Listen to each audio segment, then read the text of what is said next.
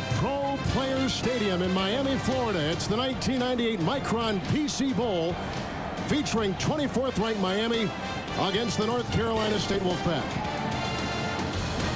And a pleasant holiday season to all of us, to all of you from Miami. What a great night for college football with Mark May. This is Kevin Harlan. Well, the Miami Hurricanes tonight take on the Wolfpack from North Carolina State University.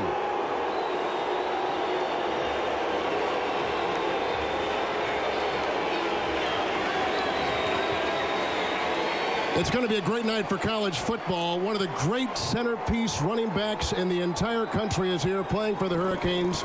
Edgerrin James. He has broken all kinds of records for Butch Davis's Hurricanes this year. And you're only as good as your last game, as they say in football. Edgerrin James' last game, 299 yards against the then undefeated UCLA Bruins. But Edgerrin James, over 1,400 yards rushing, 6 consecutive games over 100 yards. But what I like about him, he's big, powerful between the tackles and can run you over with jarring hits, but has the speed and the agility to get outside and make you miss and put a hurting on the defensive secondary. And that's why the Miami Hurricanes are in this bowl, because of running and passing, but running of Edgerrin James, that big, tough runner. Their offense is incredible, ranked 17th in college football. It's their defense, though, which is a concern mark, coming in number 62 in the game.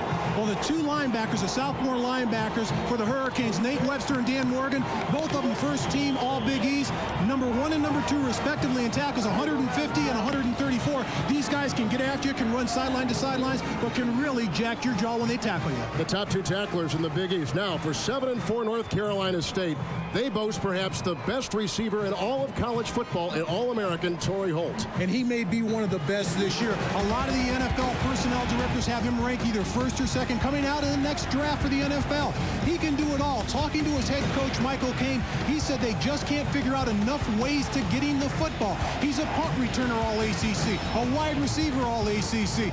He's the guy they've got to get the football to win tonight. He's most of their passing offense, but he's very exciting. Expect him to take one to the house tonight. He can make you miss, and he can also run over you, and he's not afraid to go across the middle. He has returned 2 punts for touchdowns this year, so he is electrifying. Torrey Holt, he'll be a first-round pick in April in the NFL draft. We know about their offense, and we know about, of course, Miami's offense. It's the defense of North Carolina State, if the Wolfpack is to win, which will be the difference. And it's the cornerbacks for North Carolina State. Very physical. Lloyd Harrison, one of the best in the nation. He'll get right up on the line of scrimmage and jam you, stick you in the face, play press football. He's going to have to do that tonight against Santana Moss, the big play wide receiver from the Miami Hurricanes. He averages over 21 yards per catch. Our Craig Sager is standing by downstairs with Carolina State coach Michael Cain. Well, Coach, which team do we see tonight? The one that falls behind in all 11 games, the one that comes back to defeat Florida State and Syracuse? Well, I don't mind if we fall behind as long as we come back and win. And I think that's a mark of a good football team. We've faced a lot of adversity. We've been able to come back when we've fallen behind, and most games been able to come back and win. I think it's going to be a great football game. It's a great night. Torrey Holt's been a marked man all year. What do you do to free him tonight? Well, we have to move him around, line him up at all the different positions. We'll line him up in the backfield, motion him out, and make it very difficult for them to pinpoint where he is. Thanks. Let's go up, sir, to Kevin Harlan. It's 24th ranked Miami against North Carolina State. The Micron PC Bowl is coming up next on TBS. It's come into tonight's game at 8-3, 5-2 in the Big East, and coached by fourth-year man Butch Davis, who is standing by with our Craig Sager.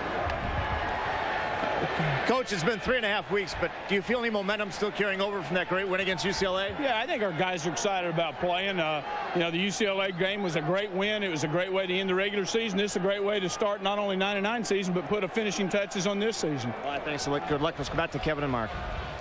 All right, Craig, thank you very much. North Carolina State will kick off to the Hurricanes, and that probably is good for Miami. This is a team which has been so great in the first quarter.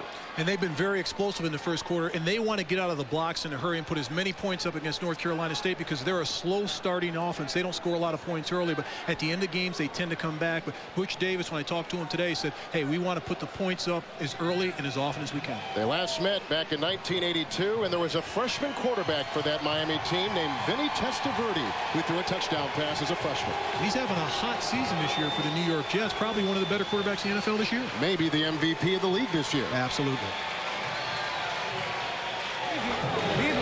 Well, you know the Hurricanes are riding high after that sensational 49-45 victory over previously unbeaten and number 3 ranked UCLA. Deep back will be James Jackson and Ajay Davenport. They love Davenport at the top of your screen. And kicking off for North Carolina State will be Kent Pessingham. The Wolfpack at 7-4 and 5-3 in the ACC. And the ACC is the home team in this game. Thus the dark uniforms. First time since 1994 the Wolfpack have been in a bowl game. North Carolina State and Miami, and here we go. It's a short kick. Caught by Dan Morgan, who runs up and vaults to the 30-yard line. He is a linebacker. The quarterback is 5th-year Scott Covington, his first year as the starter. And he's had a heck of a season this year, over 2,300 yards passing, 19 touchdowns and 8 interceptions. He'll begin things shy of the 30-yard line from the 29, first down and 10. Butch Davis in his 4th year. Last year they were 5-6, so an 8-3 record this year has been sensational. James and Williams in the backfield. Our first look at Edgerrin James with a nice block from Williams, and he's outside, breaking tackles, breaks another one. Finally belted out of bounds by Rodney Red. A gain of 18 on first down. James is in the backfield. He got a great block from his fullback Williams. King, a nice receiver, along with the tight end Franks, and Santana Moss can fly. On the line, Hall at the tackle. Mercier at the guard, the best on the group. Wise, Neely, and Gonzalez, the right tackle, one of the best freshman linemen in the country. It's 1st and 10 from the 47 after the 18-yard gain on first down. Here comes James again, and he's tackled on the play by LeVar Fisher. Fisher is a freshman. The defense for the Wolfpack: Cotton, Fisher, Bryant, and Greg Derrick outside. Can fly, a JUCO transfer. Wonderful young linebackers. Fisher just made the tackle with Edric Smith and Clayton White.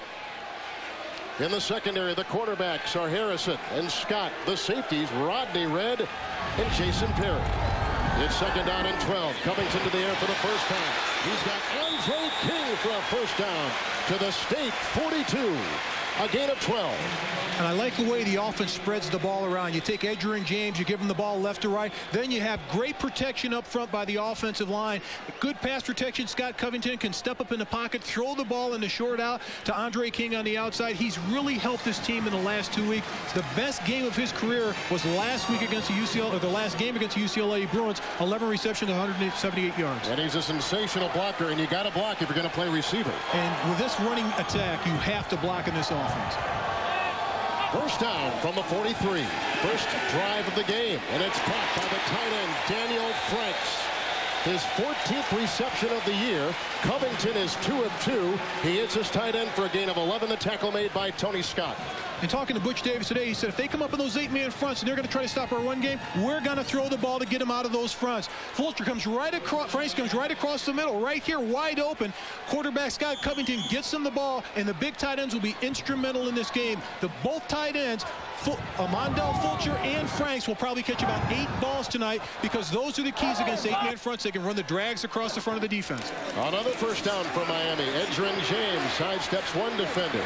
He gets a block up front from the tackle Gonzalez, and is finally brought down by the Wolfpack leading tackler Jason Perry.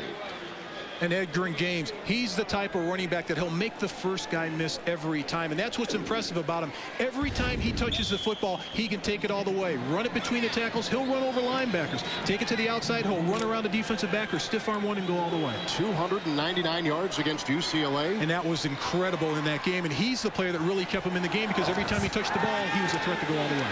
On the 28, 2nd down and 6, he's got the fullback, Nick Williams. What a block downfield by Franks. First and goal, Miami. LeVar Fisher, the tackle. Nick Williams did not have the afterburners on after the catch, but he has the best hands out of the backfield. The coaches say he's got the softest hands. A tremendous blocker for Edgerrin James, but when he comes out of the backfield, they like to get on the ball. It's a play-action fake up the middle. He's wide open to the outside because the defense converged around James. Gets good blocking down the field by his big wide receivers on the outside, and that's key. We talked about that. Those wide receivers down the field laying out blocks. The tight end, Daniel Franks, sprung the big fullback in the open field. First and goal. James tries to catapult his way in. He gets down to the 1. And that was an Edgerrin against an Edric. Edric Smith, that middle linebacker, just stuck him right in the chin and brought him down. And that was a one-on-one tackle that you don't see that often against James. But when you get in short yardage and goal line situations, the field condenses and the linebackers can get right close to the ball and run through. What about the red zone defense? And look at this. Just about every time the last 7 games, the opponent has scored on this North Carolina State defense. Second down to go. Williams the block. James the carry. Tries to cut. Wrapped and dropped down again by Fisher and Greg Derrick. The defense for Carolina State burned through the air trying to hold him on the ground. And those defensive linebackers, they're young, they're quick, but they're good. LeVar Fisher in on the tackle. They're stringing it out. You can't go sideways in short yardage situations. It gives the defense a chance to converge on the running back. You've got to go north and south. Look at the hustle on the outside by the defenders, converging around the ball. 4, 5, 6 red jerseys on the running back, Edgerrin James. When you played offensive line, if you're a lineman, you got to keep those feet light. You got to keep those feet moving, and you got to get low under the defender and move them out. Third and goal from the 4 on the 9th play of the drive. Covington will burn a timeout. Wonderful drive put together by the senior quarterback. A timeout here in the first quarter. And Mike O'Kane, a former Clemson quarterback back in the 70s on the right. And that Clemson quarterback would probably love to have his defense stuff this offense right here. You want to set a tempo offensively and try to run the ball, but they'll go to the pass on 3rd and goal. On the game's opening drive, it's 3rd down goal from the 4. Moss is in motion. Covington to the air. Looking for King.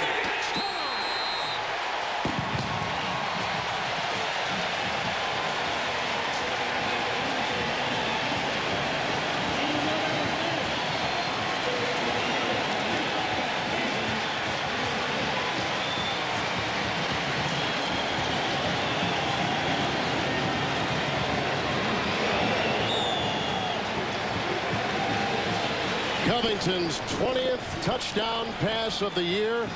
Andy Crossland will try to tag one on. And the Canes lead it 7-0 on the game's opening drive. And what you like to do is get matchups. You like to create matchups one-on-one on the outside. This is just a fade to the corner. Lloyd Harrison gets his hands on him, but Andre King runs to the corner of the end zone. Perfect pass by quarterback Scott Covington, dropping that ball right down the chimney. Touchdown, Miami Hurricanes. Against UCLA. And this is how they wanted to do it. And you get your defender one-on-one with your best offensive player, the wide receiver, and you have to beat him one-on-one. Great protection by the guys, but it's a 3-step drop. Scott Covington releases the ball. Now it's mano-a-mano. Who's going to get it? And it's Andre King that comes down with a touchdown pass. Here's another look from the side. He just pushes off Lloyd Harrison, barely got a hand on him, and King using his body position and body control and tap dancing right at the corner of the end zone. That's impressive by a college wide receiver to try to get both feet, and he only has to get one. Perfect pass. Outstanding, and it's timing. In those situations, it's a timing pass. You want to drop back, look at your guy one-on-one, and put the ball only where his wide receiver can get it. That's what Scott Covington, the quarterback for the Miami Hurricanes, did. Adrian Wilson deep back. Here's the kickoff by Todd Severs. Will bring it up, and he fumbled the ball near the 15-yard line. The Canes say they've got it, but North Carolina State, at least the official at the top of your screen, is saying they have retained possession. And that's tremendous hustle by the coverage team and that team speed of the Miami Hurricanes. Jamie Barnett is a junior, and he is a 3-year starter for the Wolfpack. Broke a bunch of records for the Wolfpack this year, over 3,100 yards passing. Number 1 in North Carolina State history in total offense. He has thrown for more passing yards than any other junior in ACC history. On the 16-yard line. Opening drive for the Wolfpack.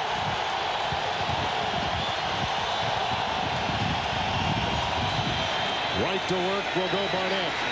Dumps it off. It's caught by running back Rashawn Spikes, and he's out of bounds near the 17 with a gain of 1 on first down, tackled by Matt Sweeney. Spikes is starting. Blocking back is Butler. Coleman along with Holt, the wide receivers. Holt, the All-American. The tight end is Devon Smith. Left tackle Bourne. Rafferty's the best on the group at the guard. Burrows, Fletcher, and Boyle is the right tackle. Second down, a long 8, and Barnett will operate from the shotgun with Jeff Butler at his side.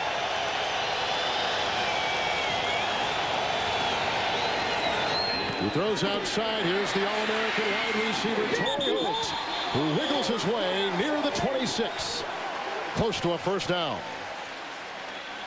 The defense of the Hurricanes.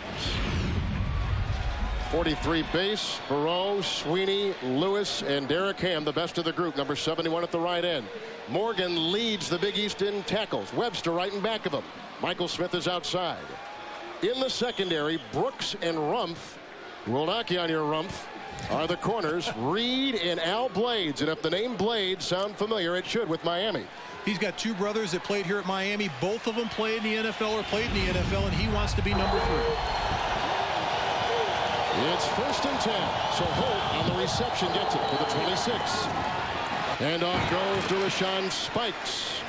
And he whittles away 3 against the Canes defense. Michael Smith with the tackle. And a flag is down on the play.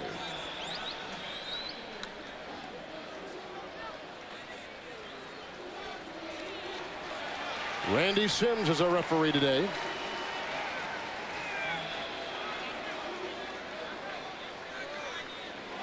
Offsides, defense, 5-yard penalty, still first down. Kevin, the good thing I love about the collegiate rules, they don't name the number. Yes. So they have to run over to tell the coach which guy it was, so you can always go over and hide before they find the right guy before he can grab you on the sidelines and yell at you. Now, if you want to name the number, that's another thing. I'd never do that. Well, maybe a defender, not an offensive lineman. I knew that. First down and 5 now with the penalty. Ryan Hamrick will be in as a wide receiver. It's 1st and 5 from the 31. The option play by Barnett. Out to the junior Spikes. Down the sideline he goes. Tackled by Edward Reed. And an electrifying 26-yard gain, and North Carolina State needed that in the worst way. This is what the defense was key what they're working on. Jamie Barnett, he can do it all, but that option, it's a new wrinkle on this offense. They use it sparingly, but the left guard pulls, gets a nice little block inside, but it's the pitch by Barnett making the defense come to him in his face. But look at the run, the tap dance down the sidelines by the running back Rashawn Spikes. But Jamie Barnett, the smart option, make the defense come to you and attack you, then you pitch it at the last instant. That's exactly what he did. Big pickup for the North Carolina State offense. They get a first down to the Miami 42. Shotgun snap. Barnett outside. Caught by Chris Coleman, who tries to slant inside. Breaking tackles. Bouncing off bodies is to the 35 on a hard-earned gain of 7.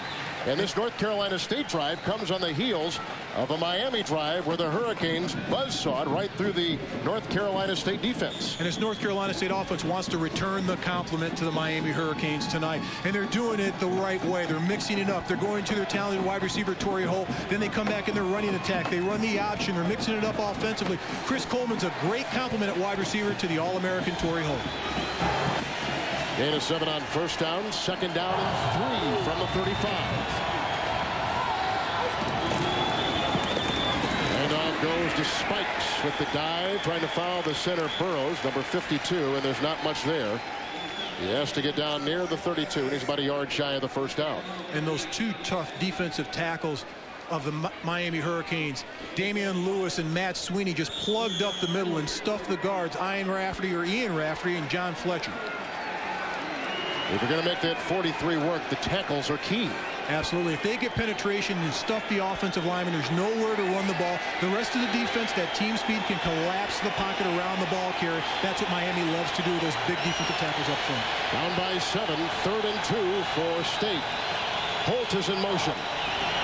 Barnett with the option, the pitch, bobbled and then brought in by Spikes, and he's got the first down. to the Hurricane 27. Reed with the tackle, a gain of 6, and a first down run by Rashawn Spikes. And here's a nice job of execution of the option play. Miami gets great penetration up front. Derek Ham right there hits Jamie Barnett, but he pitches it just before he gets there. Gets a great block in front of him down the field to play. That's the play that they're going to have to run to circle this Miami defense, get the option play running down the line of scrimmage, and pitch that ball to the outside and let the speed of the running backs take it down the field to play. Spikes from Meridian, Connecticut. He set numerous high school records in the state of Connecticut. 7th play of the drive, a great gain of 6 right there, gives North Carolina State 1st and 10 at the 27. They bring the blitz. Fake handoff, great fake by Barnett, slings it outside, caught by Jeff Butler. He goes to the 20. He picks up 7. Reed, the strong safety, with the Miami tackle. And that's Jeff Butler, the fullback. That's only his 10th reception, but it's the fake inside. The Miami Hurricanes come with the blitz, but the play-action fake inside, it keeps everybody honest right there to the running back, Rashawn Spikes, and it allows the fullback, Jeff Butler, to slide out to the flat, and quarterback Jamie Barnett can just dump the ball to him. It's an easy pitch and catch. Butler's only caught 10 passes all season. And that's another dimension to this offense. They're spreading this ball around offensively, and that's what's confusing the defense of the Miami Hurricanes. Barnett, on this drive, Barnett 4 for 4, outstanding play. And to 4 different receivers. 2nd down and 3 from the 20. Spikes again, got a great block on the play from John Fletcher, his guard. Dan Morgan brought him down. It's another first down run by Spikes, the 2nd on this drive for North Carolina State, a drive that began back at their 16. And this is exactly what this offense needed to keep their defense off the field. But the cooperation on the right side between John Fletcher and Todd Boyle, the tackle, and the big tight end Devon Smith over there, opening up the hole in the crease so Rashawn Spikes can hit the crease at 100 miles an hour full speed, go through unscathed until he's past the defensive line, doesn't get touched until the linebackers collapse around him. 1st and 10. The Michael Caines North Carolina State Wolfpack. Play of the drive inside the 12. Oh, and he got him to jump. Damian Lewis, the sophomore from Sulphur Springs, Texas. Now the question is, was he induced? And he was induced. I don't think the officials caught it, but Jamie Barnett did a great job of bobbing that head and using his voice inflection and getting the defense to jump off sides. Let's see what Randy Sims tells us. Dead ball, offsides, defense, 5-yard penalty, still first down.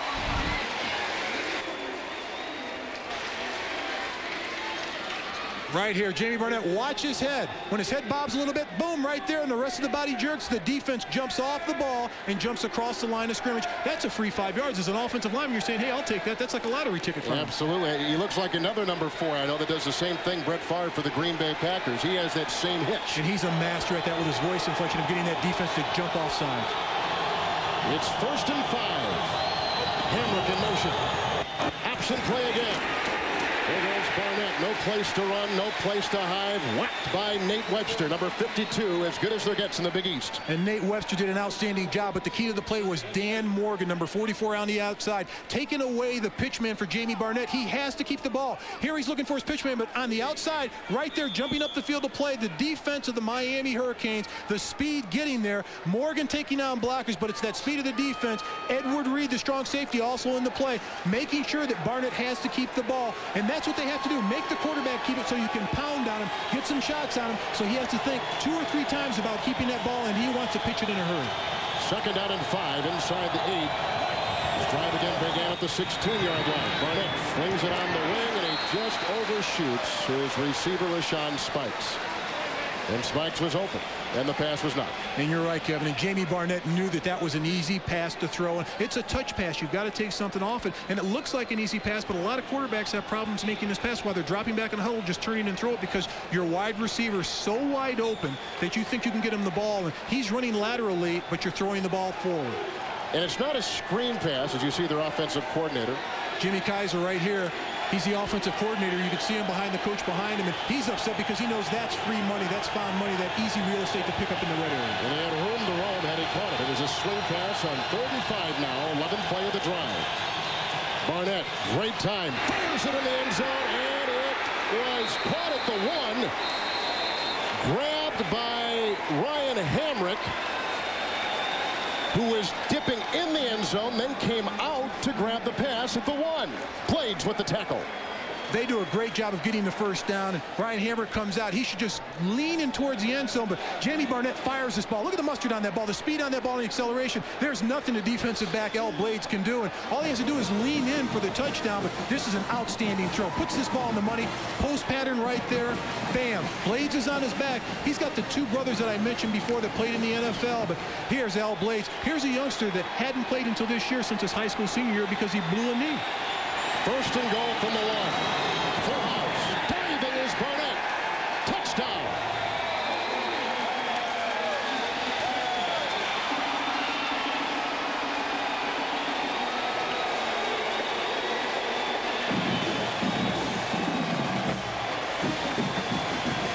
That was a great-looking drive. And not only the drive, when you get to the goal line, you want it mano-a-mano. You want your big hosses in there. And they take the ball right over the left guard. Ian Rafferty in the center. Justin Burrow. They made changes on the offensive line. They wanted to get some big beef on the offense in the guard position. So you put Rafferty in there at 300 and Fletcher at the right guard at 6'8", 317. And you move up Bourne from a backup, and he's 332. So that's the beef on the offensive line, getting that push on the defense. It makes it easy. Deskovich with the extra point. He is perfect all year in extra points and field goals. There is a flag thrown far side of the field at the 1. The North Carolina State drive began back at their 16. That will be a penalty against the Miami Hurricanes. So North Carolina State answers Butch Davis's game-opening drive with a wonderful drive of their own. Offside. Defense. Goalies decline. Trial's good. And the push and the surge of the offensive line of moving the line of scrimmage and creating a crease for the quarterback, Jamie Barnett, to just lunge into the end zone. We're tied at 7 in Miami, the Micron PC Bowl. 6 runs, 6 passes, get you into the end zone, but Jamie Barnett 5 or 6. But the critical play on the drive is the option play. Midfield, they get the ball. Jamie Barnett takes the ball down the line of scrimmage, pitches the ball to Rashawn Spike. He's able to encircle the defense, get to the outside, take the ball down the sidelines, pick up a big chunk of yardage on this drive for the North Carolina State Tar Heels. And he's not even their leading rusher. Ray Robinson, a freshman's on the bench. And I'm surprised he hasn't been in the game. It's been Rashawn Spikes the entire game, but Ray Robinson, he's been a star this entire year. ACC Freshman of the Year, close to 1,000 yards rushing. I mean, this guy's a man. He's just a freshman, and I expected to see him in the first series. We haven't seen him the entire quarter. Spikes injured his shoulder early in the season, opening up the gates for this freshman Robinson we're talking about, which you'll see later on tonight. But now Spikes gaining momentum as the season went on. And here's for Miami, Najee Davenport. Back there with James Jackson, and kicking off will be Kent Passingham. We're tied at 7.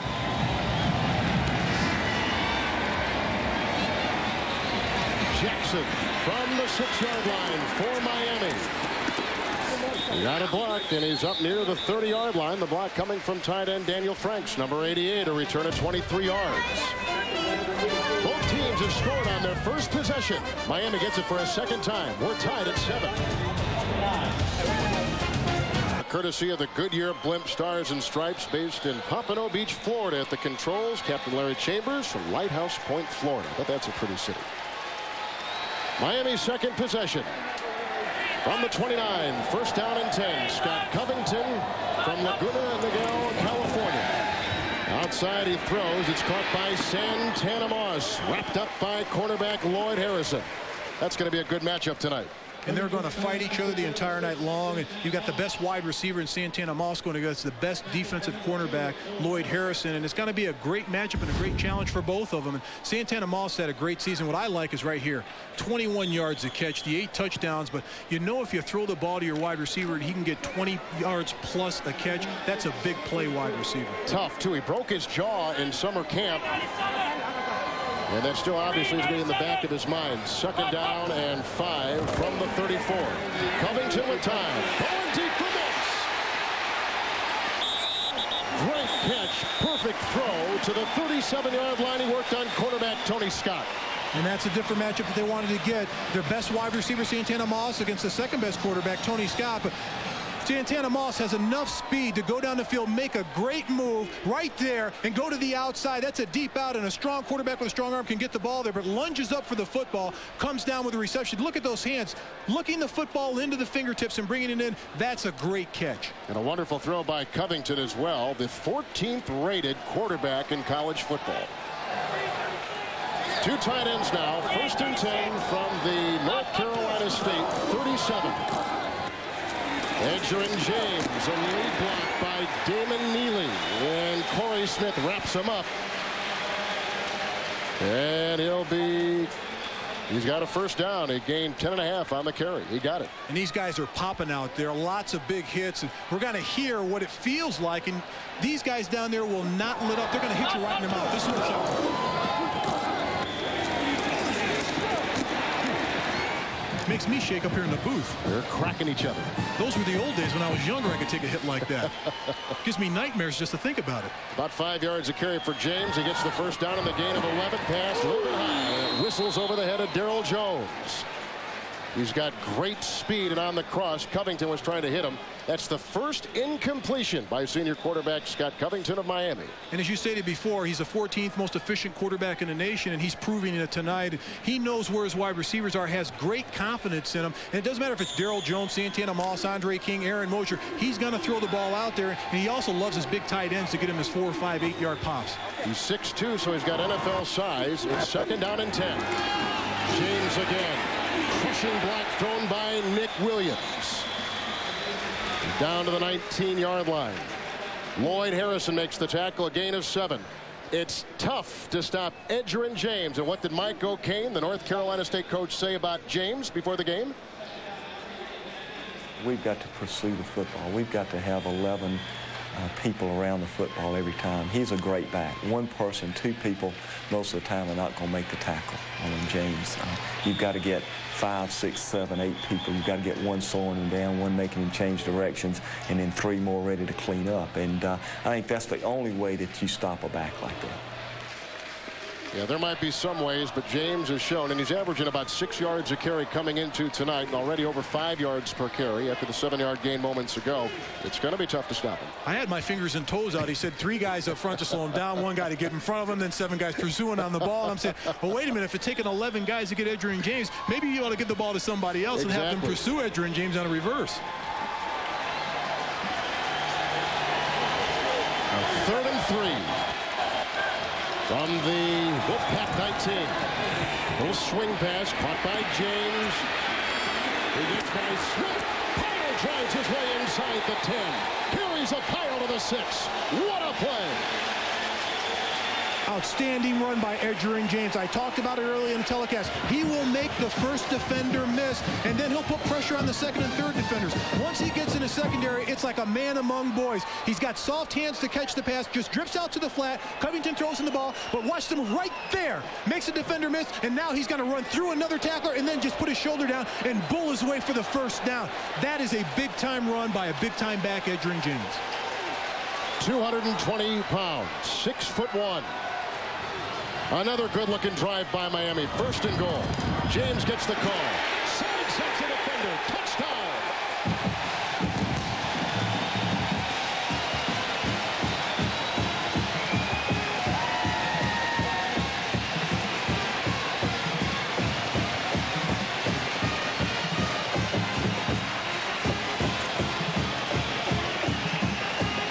He earned every inch of that drive. And he picked and weaved between the defenders and followed his blockers and just bowled his way into the end zone. Crossland with the extra point try. Miami is up 13-7 and make it 14-7. 3 drives in the game. 2 by the Hurricanes, 1 by North Carolina State.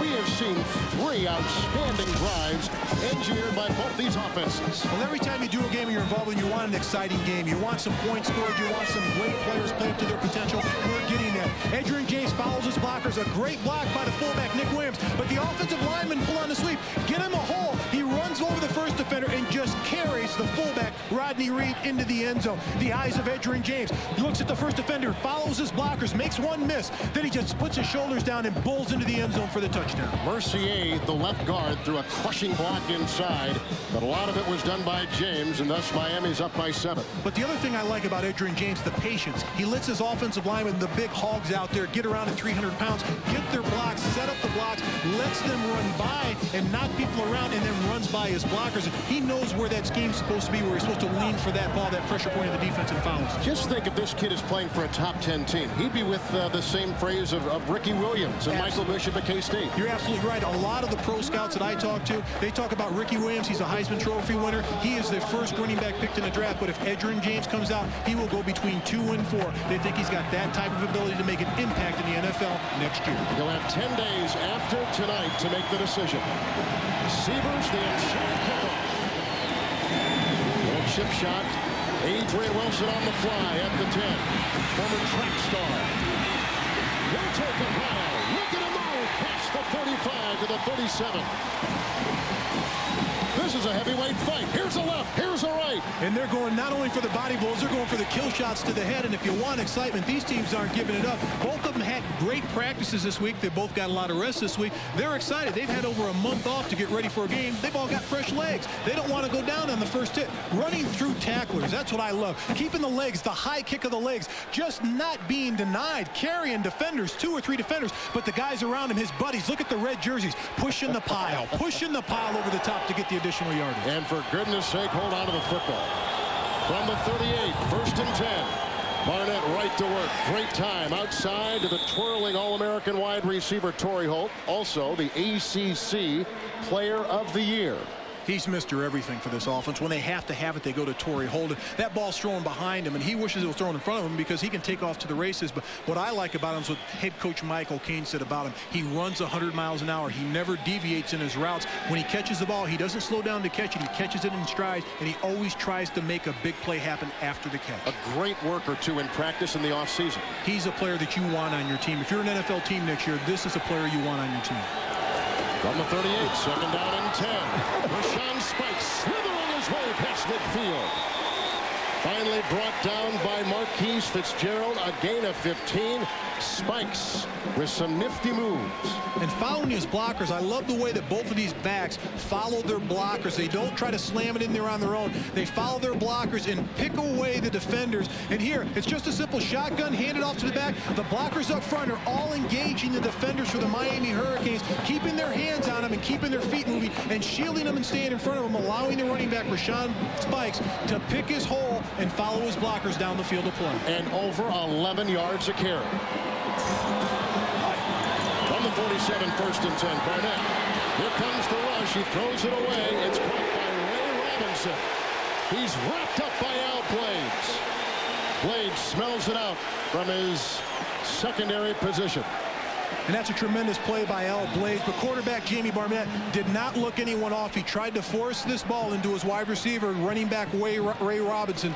On the outside, here he is. He's going to roll out, and he's going to keep his eyes on Robinson and throwing the ball. Instead of looking him off and making him a secondary look off, he keeps his eyes right on his first look. Right there, they're trying to dump the ball off in the screen, but the defense of Al Blades sniffs out the screen, reads it, comes up, and forces the issue and makes the tackle. Loss of 4 because of the great defensive play of Blades. 2nd down, 14. Spikes in the backfield, flanking Barnett, and they blow that one dead before it has a chance to get going. Going back to Al Blades, those Blades brothers are all tough in the NFL. Physical guys, wide receivers, cornerbacks, and here's another one that's going to be a safety in the NFL someday. Delay of game on the offense. 5-yard penalty. Still 2nd down. Well, Benny Blades was a safety for many teams, but Seattle most recently, then retired because of a neck. And I just saw his brother Brian Blades perhaps playing in his final game as a wide receiver for the Seattle Seahawks on Sunday in Denver. And he's played for a long time in the NFL. But I remember Benny gave me sparklers one time, and I'm not happy about that. Little defensive back came up and picked me off a pile. I never saw him. I'll remind him of that sometime when I see him. He's at the game tonight. 2nd down, 19. He gets away from Ham, and Spikes tried to reel it in. Nate Webster was there defending, but that play was made because Derek Ham put great pressure on quarterback Jamie Barnett. And Jamie Barnett had to get rid of the ball or he was going to take a sack. And these are the touch passes you want to get rid of. But Derek Ham on the outside put pressure on him and got right in his face. And he beat the left tackle, Jarvis Borum, and put pressure on quarterback Jamie Barnett. But Jamie Barnett, those are the touch passes you have to make. And Ham, he loves getting back at the quarterback. 12 sacks for him. He's one of the best pass rushers in college football today. Loves getting back to the quarterback. But Barnett's hot. 7 for 9, 27. He's having a hot night. Both of these quarterbacks are tremendous. You better get good here. 3rd and 19. From the gun, here comes Ham. Barnett Weiser moving up, chased by Ham. Throws it. Great catch made by Coleman. He's got a first down to the 32. Gain of 23. Chris Coleman, that was like picking a BB off in the dark, picking up that ball down by his shoelaces. But the quarterback, Jamie Barnett, under duress, rolls out, gets pressure, finds the downfield receiver that's open. But the route on the outside by Chris Coleman makes his play, cuts across the field, says, hey, I'm open, throw me the ball. But right there, picks it off the ground, off his shoelaces, makes a great run after catch. But pressure on quarterback Jamie Barnett, runs out of the pocket. He's going to get people in his face. He slides in the pocket, then he rolls out and runs. Right behind him, Derek Ham takes him down after the play, but that's a great throw by quarterback Jamie Barnett. So a gain of 23 on 3rd and 19 gives him 1st and 10 at the 33. And off goes to Spikes. He's got some left in the tank. He fumbles the ball, but fumbles it out of bounds at the 17. Delvin Brown stripped him of the ball, made the tackle. It's a gain of 16 for Spikes, who earlier on this drive had a gain of 17 yards. And he's come with the full package tonight of coming with the big plays. But the offensive line up front are creating monstrous holes for running backs on both sides of the ball. Right outside, boom, look at the block of right tackle Todd Boyle cleaning out the pile, allowing the running back, Rashawn Spikes, to spring him out for the touchdown. And then he just throws defenders away. The ball stripped, but the 3 Miami defenders, their hustle of getting to the football, allowing the strip to come. But Rashawn Spikes gets the lucky bounce, and the ball goes out of bounds. 1st and 10. Spikes again. To the 11. Tackled by Nate Webster. Gain of 6. The offensive line for North Carolina State are making holes for running back Rashawn Spikes. They're splitting the defense of the Miami Hurricanes, doing a great job. Everybody up front, getting on a man, keeping your feet moving, and keeping your head and your eye on the defender. Well, we've had a game's worth of highlights in 1 quarter. Great fireworks at the Micron PC Bowl in Miami at the end of 1. It's Miami by 7. Tackle down, guard around, great blocking, allowing the running back Rashawn Spikes to hit the crease. And here it is. The tackle comes down, guard comes around. Look at the hole right there. That's what the running back sees, and that's what he wants to hit. But the great cooperation blocking of the offensive line up front of the North Carolina State Wolfpack allowed that play to go for the positive yardage for the Wolfpack. We begin the 2nd quarter. 2nd down 4. State at the Hurricanes 11. Barnett hands off the freshman, Ray Robinson, stacked up and whacked on the play, hit by Damian Lewis and a host of other Hurricanes. Damian Lewis, Nate Webster, middle linebacker. He read the guards pulling, and that's the left guard, Ian Rafferty, pull around. He saw that. He decided to blitz right through, come underneath the guard pulling around, and hit the back right in the mouth. Nate Webster, the middle linebacker, all Big East. He reads the block, steps up in the hole, and steps under the block of the left guard right there. Bam, right in the mouth of the running back, Ray Robinson. 3rd down 3, 9th play of the drive. From the 11. There's a flag and another one. Last time in this situation, they called Barnett for moving.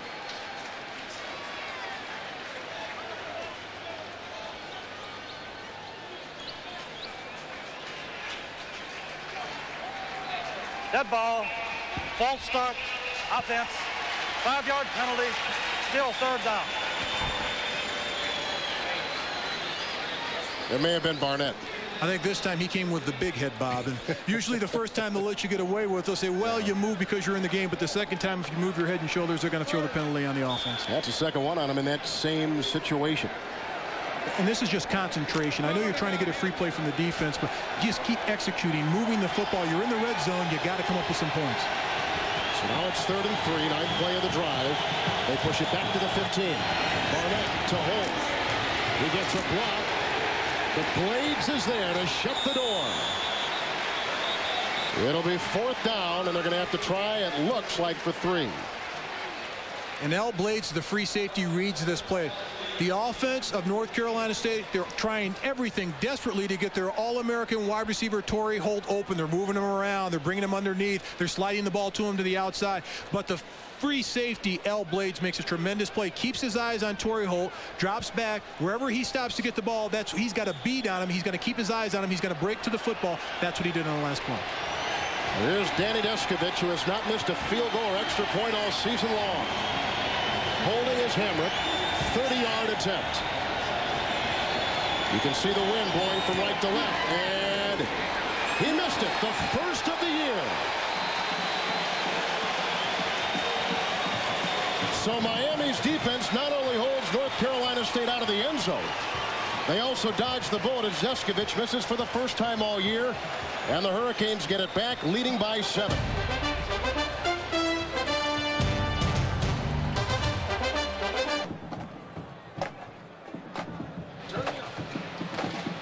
Danny Descovich missing his first field goal all season, the former walk-on.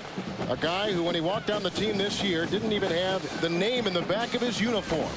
Well, he's earned it this year. He's played great for this team, but I know he's frustrated, but the guys that are more frustrated than he is the offensive line. They've been out there for 14, 15 plays, moving those big bodies around out there. The kicker comes in, 1.2 seconds, boom, kicks the ball.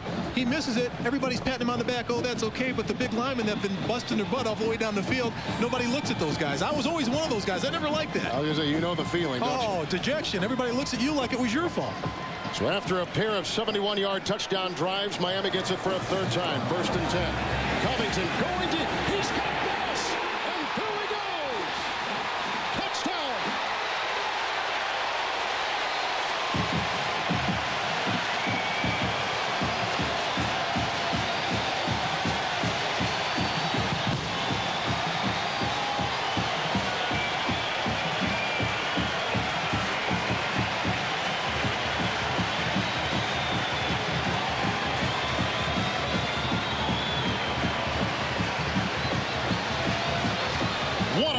And what a play for Butch Davis and the Hurricanes. And when you've got a running attack like the Miami Hurricanes, Edgerrin James wasn't even in the game. James Jackson, his backup, was, but the defense has to respect that. Everyone on the defense of North Carolina State stepped up to respect the running game, but the outside play of Santana Moss, one-on-one with Lloyd Harrison. Lloyd Harrison watched the backfield, got beat on one step, and as soon as he took the step up, Santana Moss read it, and he was gone and off to the races. Wide open. Dead ball. Sportsmanlike conduct. The scoring team. Touchdown is good. Be a 15-yard penalty assessed on the try.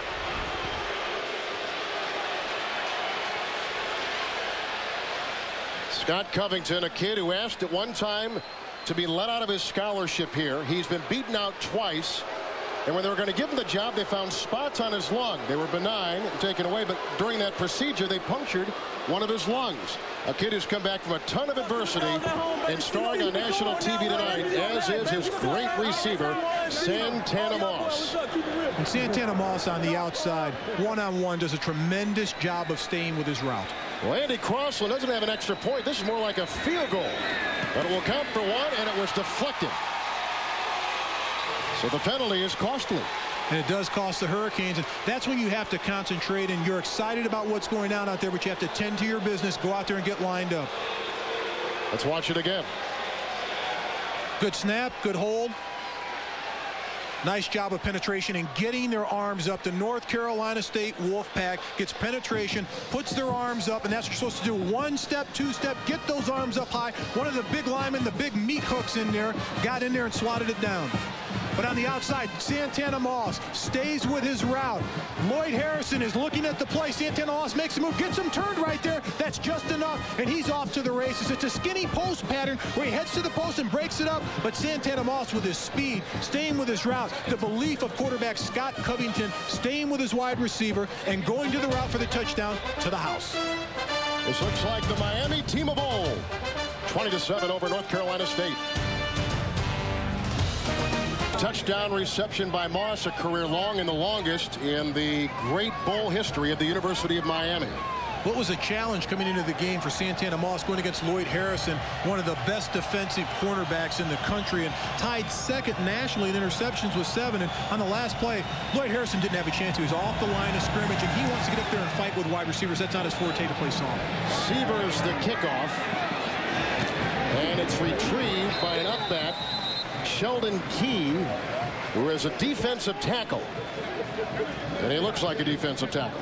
And he returned it like a defensive tackle. 20-7. North Carolina State in a very familiar position. They've trailed all season long in every game they've played.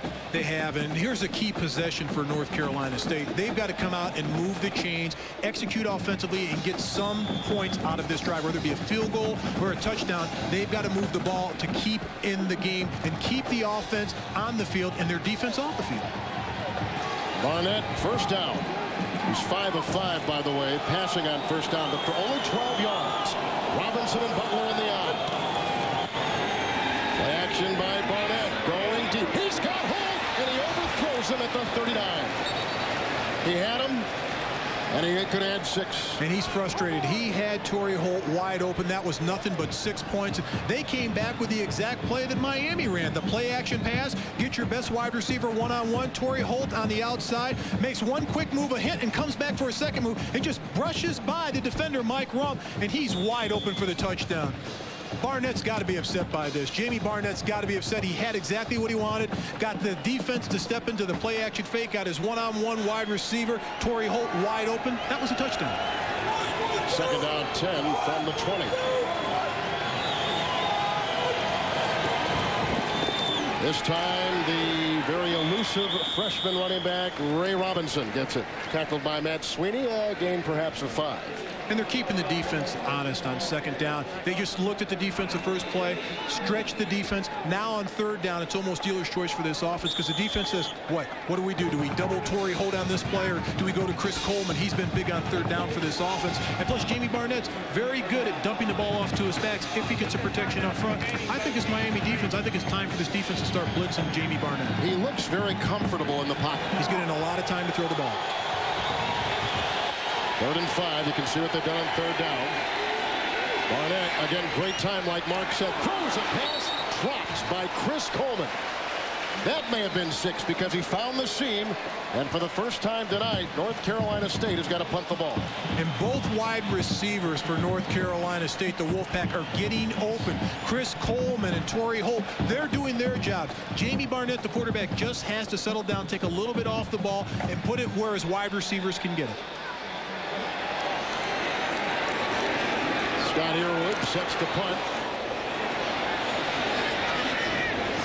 Santana Moss, who just caught the touchdown pass, going the wrong way. And out of bounds. I see a flag. After the -2 return. No. All right, they put an inadvertent flag on the field, and they've since picked it up. And that's right. Take a timeout.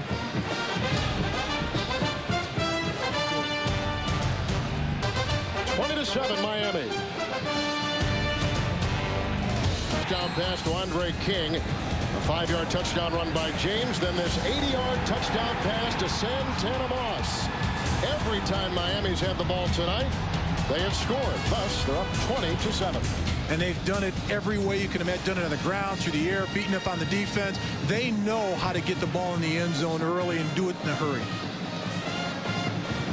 Coach Davis really has done a nice job after this program has gone through some NCAA imposed sanctions. He hasn't had the full allotment of scholarships with which to work. He has a young team with very little depth. Yet here they come on national TV against a good ACC Wolfpack team. Right now, they're dominating. And this is the youngest team that Butch Davis has been around. 71 of the 102 people are freshmen and sophomore he's got on this team. On the 38, 1st and 10. Covington the handoff. And it's Najee Davenport. Look at him break tackles and keep on his pins. And he's close to a first down. Up near the 46 on a gain of about 8. Jason Perry brought him down.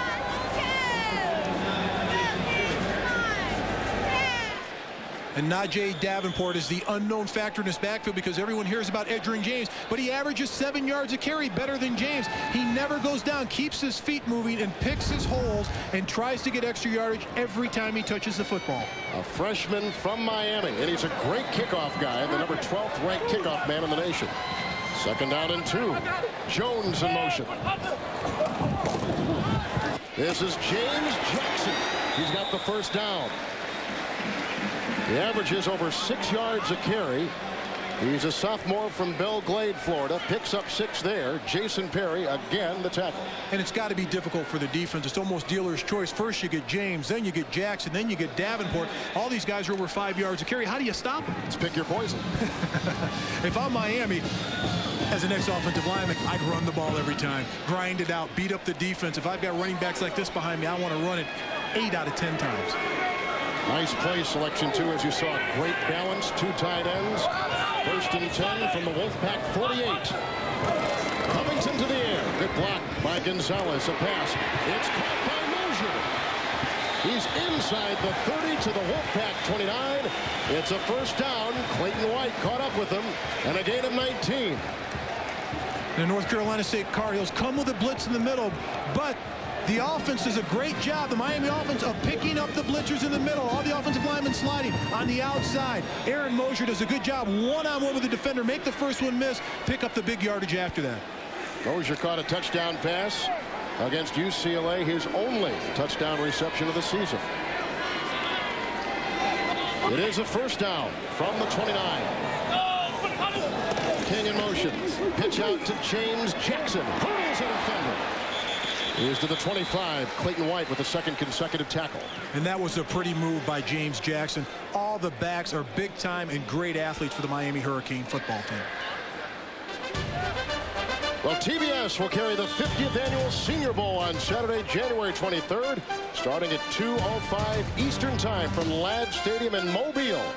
All the coaches and general managers in the NFL go down to Mobile for the week, and the best seniors are there. It'll be on TBS on January 23rd at 2:05. 2nd down and 6 here. Covington. Great time outside Santana Moss. A great move. He's down to the 12. Perry makes the tackle. Another Hurricane first down. A gain of 13 there. And they've got this defense from the Wolfpack reeling. Santana Moss, the entire offense, are attacking the defense. They want to go right at the defense, right at us, attacking us. A great hit to the inside. Just an out pattern, but Moss goes up, takes the ball, plants, and comes back inside of the defense and gets additional yardage. It's yards after catch against the Wolfpack defense. Moss has looked great, but Covington is the guy that's triggering and looks sensational. And he's been sharp. 10 for 11. Right now, 223 yards. He's been outstanding in the first half. From the Wolfpack 12, 1st and 10. Handoff goes no place because Clayton White was there. Wonderful penetration. James Jackson had no place to go. Clayton White came on the blitz on the outside. No one touched him.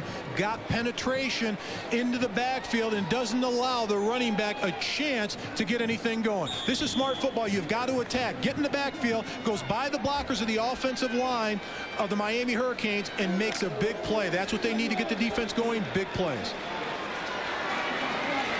James on the bench for a rest. So Jackson and Davenport are in. 2nd and 14. Covington moves up, fires a pass high and incomplete for Darrell Jones, covered by Adrian Wilson. The offensive line is doing an outstanding job of protecting quarterback Scott Covington. The Wolfpack coming with the blitz on the outside, the tight ends picking it up, running back staying in, chipping on people, but the offensive linemen are grabbing a hold of the defensive rushers and not letting them get off the line of scrimmage. That's a great job of offensive protection up front. 12 pass plays and not a single sack. And that's what you love as an offensive line. The big uglies up front, and I call them the big uglies because they're not ugly, they're beautiful. Those 300-pounders up front know how to protect their quarterback. 2 tight ends again, 3rd and 14. Looks like he might be changing the play from the 17. Covington, here they come at him, and there goes the pass, looking for Moss, incomplete, and he was covered well by Tony Scott. Nice job of the Wolfpack defense coming with the blitz on the outside. Not enough pass protectors for Miami. The weak side trying to confuse them.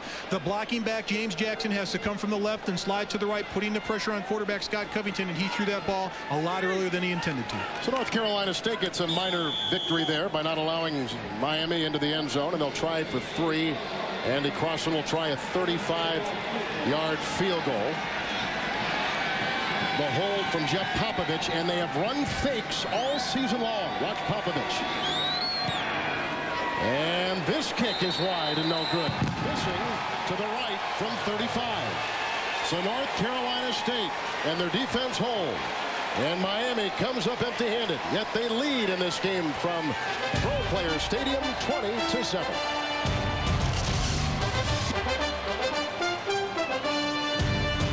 Mark May, Kevin Harlan, third member of our crew on the field, Craig Sager.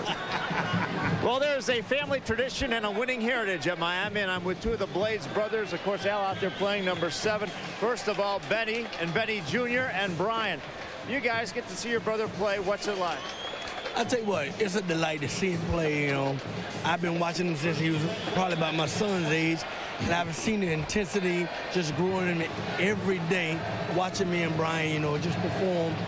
And I tell you what, now I can sit back and watch him because I'm retired now, and I can see all the excitement that I've given him, he's giving me now. Well, your career is over in the NFL now in real estate. You're still playing. First time you've ever seen him in person? Hey, this is my first time ever seeing my little brother play. I'm having a lot of fun, but it's kind of hard not to try to give him pointers, being a receiver. When it comes to receivers trying to cut block him, I told him he needed to use his hands a lot more. But he's giving me a lot of joy just to see him this little half and quarter, and I've watched him, and I'm having fun watching him. We got highlights of your guys' national championship at halftime. Let's go back upstairs. All right, Craig, can you imagine the backyard football games that family had? Rough and tumble, but I bet they're exciting. Little pitch out goes to Spikes on 1st and 10. Great block downfield by the wide receiver Coleman, opening up room. A gain of 15. Tackle made by Dan Morgan. And what a nice job of the offensive line, sealing their blocks on the line. And Jamie Barnett getting that ball to the outside and pitching that ball to Rashawn Spikes is outstanding offensive play.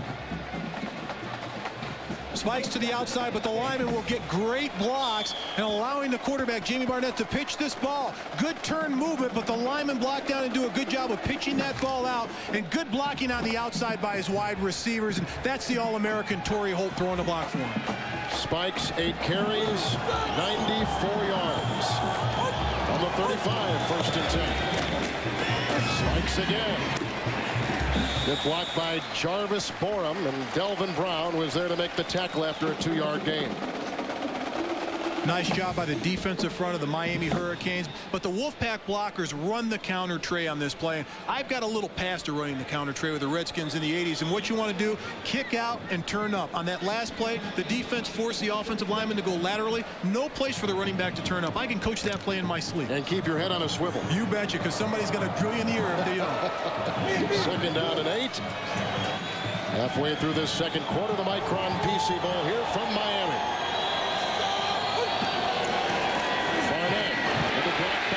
Downfield he goes, almost picked off by Blades on a pass intended for tight end Michael Foshi.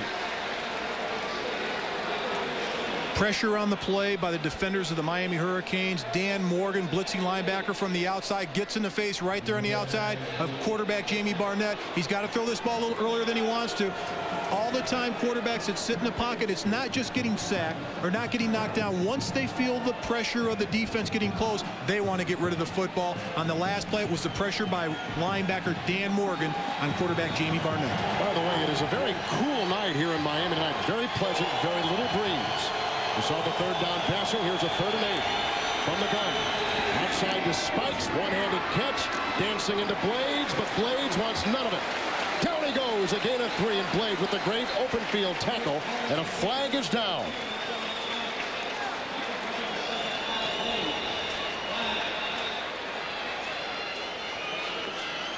Perhaps something late on Miami.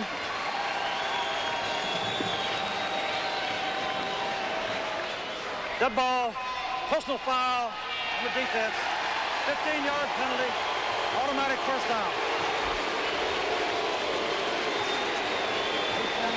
Coming in late from the right side of the screen. The back is down with his head.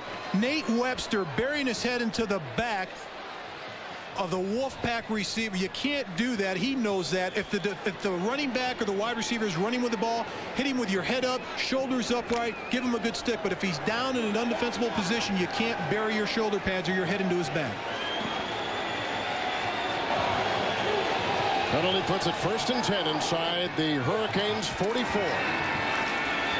Barnett again. Great catch by fullback Jeff Butler. Lunging and then falling at the 34. Tackled by Dan Morgan. Butler, a great story. Here was one of the most highly recruited running backs in the history of Florida high school football. He could have gone to a lot of places. Notre Dame, Penn State, UCLA. He chose North Carolina State. And to be quite honest, it's been kind of a disappointing 5 years for him. And it has for him. And I'm really surprised they let him out of the state of Florida alive. Usually, if you're a great player in your state, they don't let you out of the state alive. They want you to stay right in your home state. But goes to North Carolina State. But tonight he's got 2 receptions. That's got to be the most he's had in 1 game his entire career. He only has 11 all season. 2nd down and 2. And there goes another flag. And they blow that one dead. Hurricanes come in 8-3 off a tremendous 49-45 win over UCLA. Previously unbeaten UCLA. Dead ball. False start. Offense. 5-yard penalty. Still 2nd down. And the Wolfpack coming in at 7-4. Jeff Butler, we talked about him moments ago. Here's another guy who played some college baseball and some minor league baseball. Maybe that's going to be his future. He's a senior. And you never know if some of the players that are in this game, they play baseball, then they come out and play football. There's always that mental hinge in the back of your mind that football's a physical game. I want to go out there. I'd rather hit somebody 250 pounds and hit that little baseball coming at me at 90 miles an hour.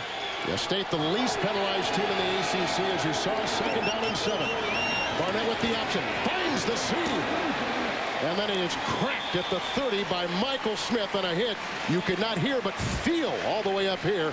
It's a gain of 10. He paid for it, and he gets the 1st down. And that was a nice shot of linebacker Michael Smith putting the pressure and the hit on quarterback Jamie Barnett. But Al Blades, that free safety, came over the top and gave him a shot also. The quarterback does a great job of faking the pitch and turning the ball up. He sees the crease, but right there, boom, right at the end of the play, putting his shoulder on the end is Al Blades, the free safety. He's done a great job of wherever the ball is, targeting it and putting a laser beam on it and getting to the football. 7th play of the drive. It is a 1st down from the Hurricane 30. Quick drop. Going for Holt. Boy, they're getting in his face time and time again. They're bringing a lot right at Barnett. And the blitz got to Jamie Barnett. He felt it. He knows he's got the M-man on the line of scrimmage hop. But Miami blitzed in both seams. Saw the white jerseys coming at him and got rid of the football. You played in the NFL and All-American at the University of Pittsburgh. As a lineman, what are you telling your quarterback and your wide receivers when that kind of pressure is coming on? Hang on 1 second longer, all getting. Yeah. And did you? Most of the time. I played a couple years in the NFL, 13 years. I got them most of the time, but there are those few occasions where you don't get them. And no, I know in the back of your mind you're thinking that I got the quarterback sack years ago against Tyson, broke his leg, but it wasn't me. The Wolfpack with a timeout, trailing 20-7. 7 with the Hurricanes leading. Helped that way, and an 80-yard touchdown pass to Santana Moss. And it's been a big night for Santana Moss, but not Torrey Holt. The defensive secondary of the Miami Hurricanes is doing an outstanding job of putting pressure on Torrey Holt and not letting him get free after the catches. 2nd down from the 30, the pitch out. Spikes another wonderful block downfield by Fushi, the tight end. Dan Morgan with the tackle. And Torrey Holt, on his wristbands every game, writes his mother's name on his wristband as a reminder to him. Right there, Ojeda. As a reminder to him that he'll never forget her. She passed away a few years ago, always on his mind. And it's a spiritual reminder for him that he writes it on his wristband so he looks at it every time he's on the field. And it's a great feeling for him out there because he'll never forget his mother. And he told us before, she's always on my mind. And he could have gone pro last year, but she wanted him to get his degree, so he came back. It's 1st down. There's a flag stopping the play. Butler was going to get the call, and the flag is down, as you see. And with Holt, his mom passed away 2 years ago this past Sunday. Dead ball, false start, the offense, 5-yard penalty, still 1st down. Mike O'Kane, but Mike O'Kane was very happy to see Holt come back. Like we said, he could have gone pro last year, but his mom wanted him to get the degree, and he is scheduled to graduate later this year. And he's an All-American wide receiver, ACC Player of the Year. And at halftime, you're going to see a wonderful feature put together by our Craig Saver on truly one of the great players in college football right now, in Torrey Holt. And he's an outstanding young man. Talking to him yesterday, he said he's enjoying this down there, but just so many things are going on. He wants to win the game, wants to help his teammates, but in the back of his mind, it's the last time he's going to wear this North Carolina State Wolfpack jersey, and he wants to remember to have a great game. After the third penalty on the offense, it's 1st and 15, and a great slithering move by Barnett takes him near the 16, and again Dan Morgan is there to answer him after a gain of 9. And Jamie Barnett's putting a lot of pressure on this defense by running the offense, and he's excited out there. He's upset because he's not getting the execution of the players around him. He can't do it by himself. They have to work as a team, and he's getting on his team, and he rightly should. He should get in everybody's face. Do your job. We're down here to score. Don't make mental mistakes. Well, as a 3-year starter, he's been in this situation. He truly controls this offense, one of the true leaders on the pack. And he has, and he's taking control of the offense. And talking to head coach Michael Cain, when he comes to the sidelines, he tells you what's going on out there, and 99% of the time, he's right. 2nd down and 6 from the 16. And outside, Ray Robinson trying to find daylight. Morgan is there to knock him down. Hit first by Nate Webster. Those 2 linebackers are the 2 top tacklers of any 2 teams, of any players in the Big East Conference. And they're phenomenal. And what's outstanding about these guys, they're just sophomores. They're going to come back next year and the following year. But penetration kills a running play. When you get penetration in the backfield and then the hustle and the pursuit of those linebackers forcing the issue on the line of scrimmage and getting into the backfield, these guys do a tremendous job of reading. Look at the blocks. Shed the block, get around it, get upfield and make the tackle. That's great, outstanding linebacker play. 3rd down and 9 from the 19. Barnett outside, cut by Robinson. Breaks one tackle. Inside the 10. Close to a 1st down. Mike Rumpf knocked him on his rump. Ray Robinson shaken up a little bit after the play, but wide open, and it's an easy swing pass to dump off for the 1st down and a nice run after catch. Robinson from Hilton Head, South Carolina. Great high school running back in the state. Leading rusher, ACC Rookie of the Year, over 5 yards a carry, and wouldn't it be great to have his career ahead of him? I mean, the kid has done so much with the opportunity given to him because Spikes went down with the injury. And he's an outstanding player off the field, but he's a student of the game, watches a lot of film. Talking to head coach Michael Cain, he says he's not cocky, but he's confident, and he's got that air about him that he knows he's good, but he's a hard worker off the field and wants to prove to everybody how good he is day in and day out. Both these teams are racked up with injuries. Numerous changes tonight before the start. You see they're working on his right elbow.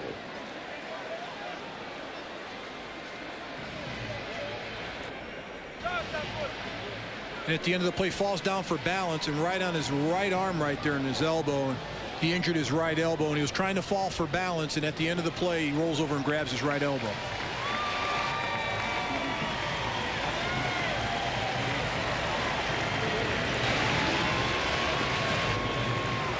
Tough to watch, but he did get him a 1st and goal situation.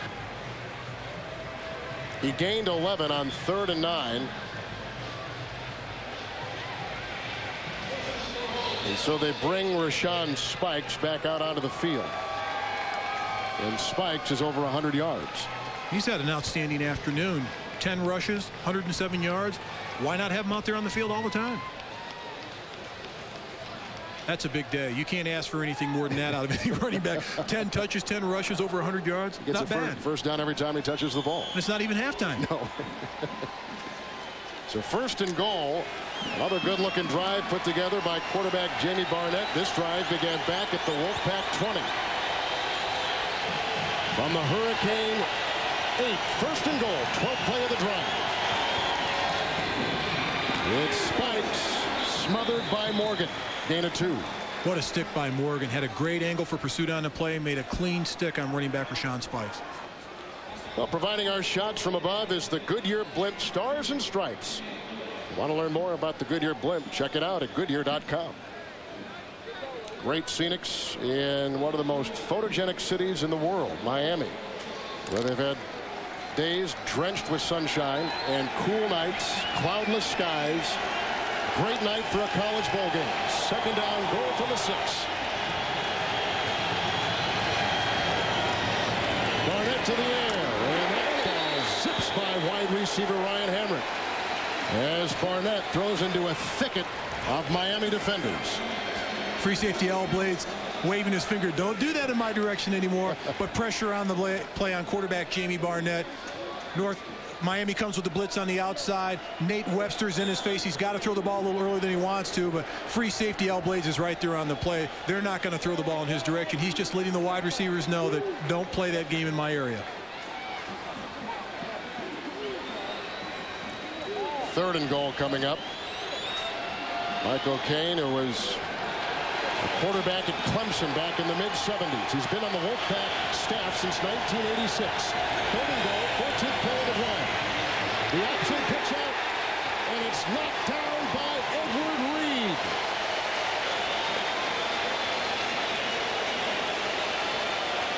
Rashawn Spikes had nowhere to run and nowhere to hide.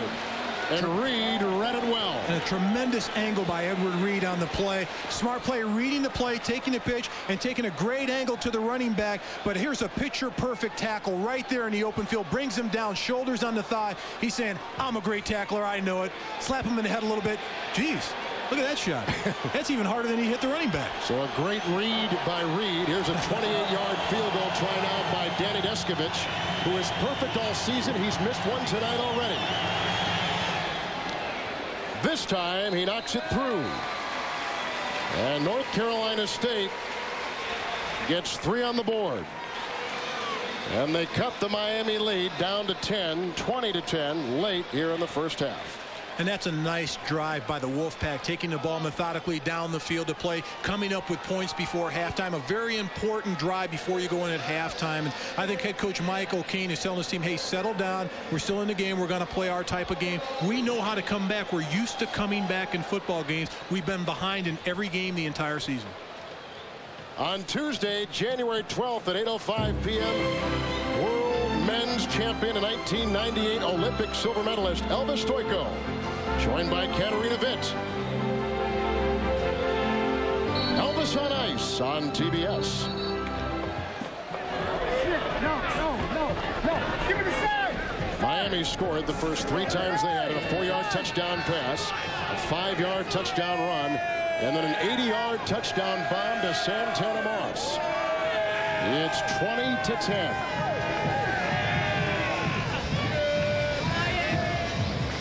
Butch Davis, his name has been popping up for some NFL vacancies. I talked to him on the phone today, and I said, your name keeps popping up for head coaching positions. You've done an outstanding job at Miami, turning the program around, getting this team back to a bowl game. Are you interested in going to the NFL? And he said, at this point and at this moment, I'm happy here at Miami. And to me, reading into that, it's like, well, if something better may come along, he may be interested in it. But he's happy here at Miami at this point in time. Hassingham with the kickoff. Davenport from the 7.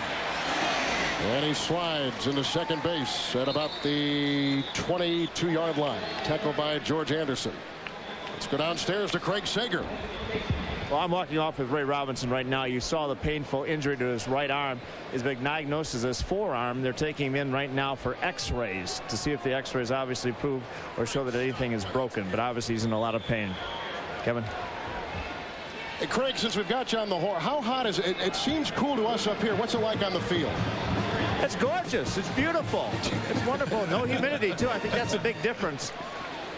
From the 23, 1st and 10, handoff. Edgerrin James, mammoth hole, and there he goes.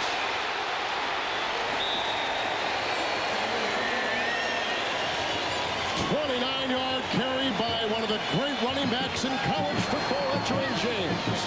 And he's a big play back and a big play performer. This is a big play. Takes the ball to his right, follows his blockers, but has the vision and the common sense to cut back. There's nothing there. Follows his blockers very patiently right there. Makes the cut to his left. Sees there's an opening. He just sheds blockers down the field of play. A little straight arm there, a little flick with a hand, and head down the sidelines. Jason Perry caught up with him, pushed him out of bounds. Almost 8 yards a carry for James tonight. At the Wolfpack 48.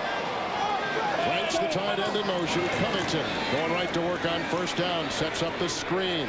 Good catch by James. Got a wonderful block upfield. And he flies again down the sideline. The center, Ty Wise, threw a beauty. And Robert Sampson Johnson again closing the door, springing James free.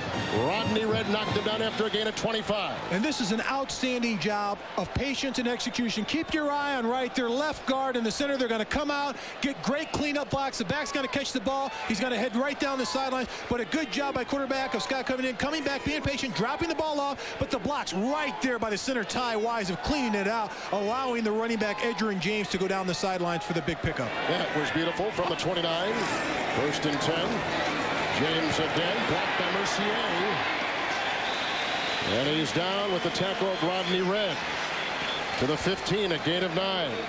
Richard Mercier, first team all Big East, their left guard. He can fly. He's out of Montreal, Quebec. And he can run. The last play was out on the screen. This play pulls around on a power roll. He's going to get tired out there running left and right. The big guy's a skier, says he breaks 13 or 14 skis a year. As big as he is, he shouldn't use skis. He should use toboggans, one on each foot. Right. But he's quick. Very quick and agile. And if you get a big guy in the open field that's 300 pounds, is agile enough to move, that's great guard play. Well, Mark was just talking about his skiing, and of course when you're up in Montreal, when you're up in that kind of land, you're going to ski. And he talks about his days as a youth on the slopes in Canada. A lot has changed since I was a skier. I mean, probably about 60, 70 pounds of weight has been put on my body. I've grown a couple inches, but yeah, back when I was like in 16 years old, I went to the Canadian Junior National Championship and placed 5th. I mean, a lot has changed since then. I can still put on the skis and, you know, do a couple of things, but definitely a lot has changed. How'd you like to see him barreling down the slope at you and unable to stop? I'd be running for the first tree, getting the flags out. Hey, over here. He's like a tree. He is, but that's got to be fun for the big guy to be that agile and that big to get on a ski. I couldn't do that. And the way that he runs in the open field, and that's a key to a good lineman. When you're out in the open field and you can pick off a defender that's 25, 50 pounds lighter than you, you know that he can dance on a light bulb. He's got sweet feet. He tore up a knee last year's comeback better than ever this year. It's second down and a couple. Make it 1. From the 15. Fake by Covington. Throws it right on the money to Andre King. Out of bounds he is near the 11-yard line. Tony Scott ushers him out of play. King has already caught a touchdown pass tonight. The way this offense mixes it up, they're hitting on all cylinders. The offensive line, great pass protection, running the ball with Edgerrin James and company. The wide receivers getting open. Santana Moss with the big plays. Andre King with big plays. Coming up with big plays for the offense.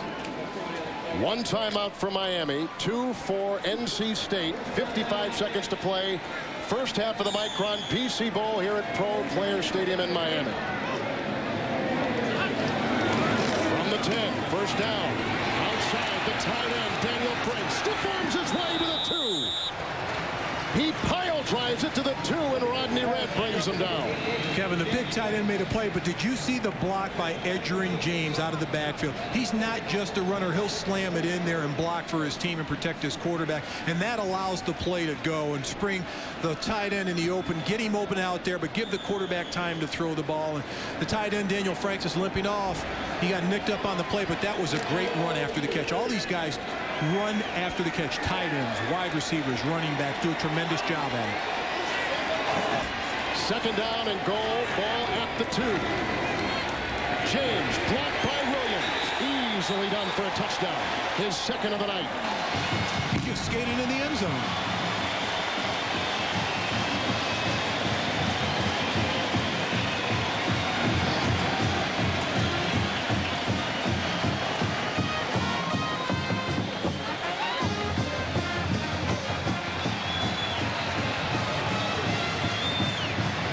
Miami took over at their own 23 with the minute 37 to play, and they moved downfield swiftly, and now Andy Crossland will try to tag on another.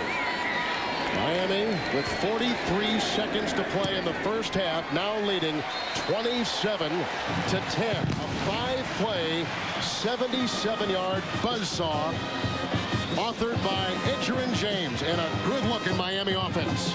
And they were hitting on all cylinders, as I say again, but Edgerrin James just skated into the goal line, not even at half speed because the blocking was there up front for him. Going in motion, the tight end Mondrell Fulcher comes from right to left, gets a great block, but the offensive line, good push up front. The tight end you'll see on your screen seals the block right there, goes, gets another block, but a great block by the fullback, cutting the defender down to Nick Williams.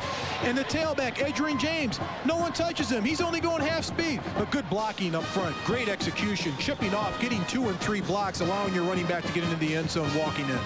You know, with the blocking you're seeing up front, maybe you can answer this as a former All-America college lineman and an NFL all-pro lineman, but it would seem that great discipline is necessary from the head coach to trickle down and to give that line that kind of patience and those kind of moves to open what they've been opening up for James and giving the time for Covington. Well, there has to be. Everybody out there has to get their block, but the big play of the drive, Adrian James following his blockers, but gets by the line of scrimmage, and his vision makes a great cut right there behind the block of his tight end, Daniel Franks, then sheds a blocker, stiff arms another blocker, heads to the sidelines. Big gain for the Hurricane offense. I love watching that line, and I love watching that kid run. I love watching him run, too. He's impressive, and the thing about it is he's exciting. He's having fun out there, laughing, joking around, getting lots of yards, scoring touchdowns. That's the way the game's supposed to be played. Single-season Miami University rushing leader Chris Kelly will return this. And Kelly finds a seam before he is brought down at the 33-yard line on the kickoff by Todd Severs. Great looking scoring drive of 5 plays, under a minute, covering 77 yards. James had a 29-yard run to set up a 2-yard touchdown run. And Butch Davis and his team is on a roll, leading 27-10. He's got to be happy the way his entire team's performed. Offense, defense, special teams, but particularly his running game and his quarterback, most of all, Scott Covington. 37 seconds remaining. State with 2 timeouts from their own 33, and Barnett has deployed 4 receivers. Here comes Ham. There goes the pass, and it's caught. Great catch, Chris Coleman. He's to the 36. He's got a first down. Gain of 31.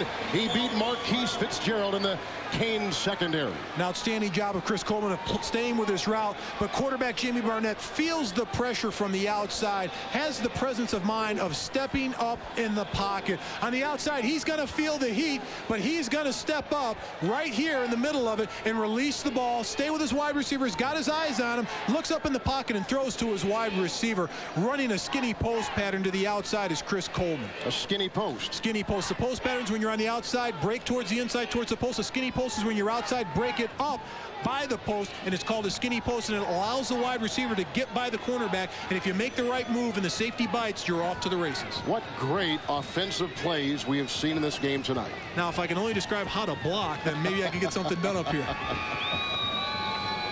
But they're doing a great, both of these offenses. I mean, they're both exciting. They both know how to score points in bunches, but they can move the ball down the field with big plays from their wide receivers and their running backs.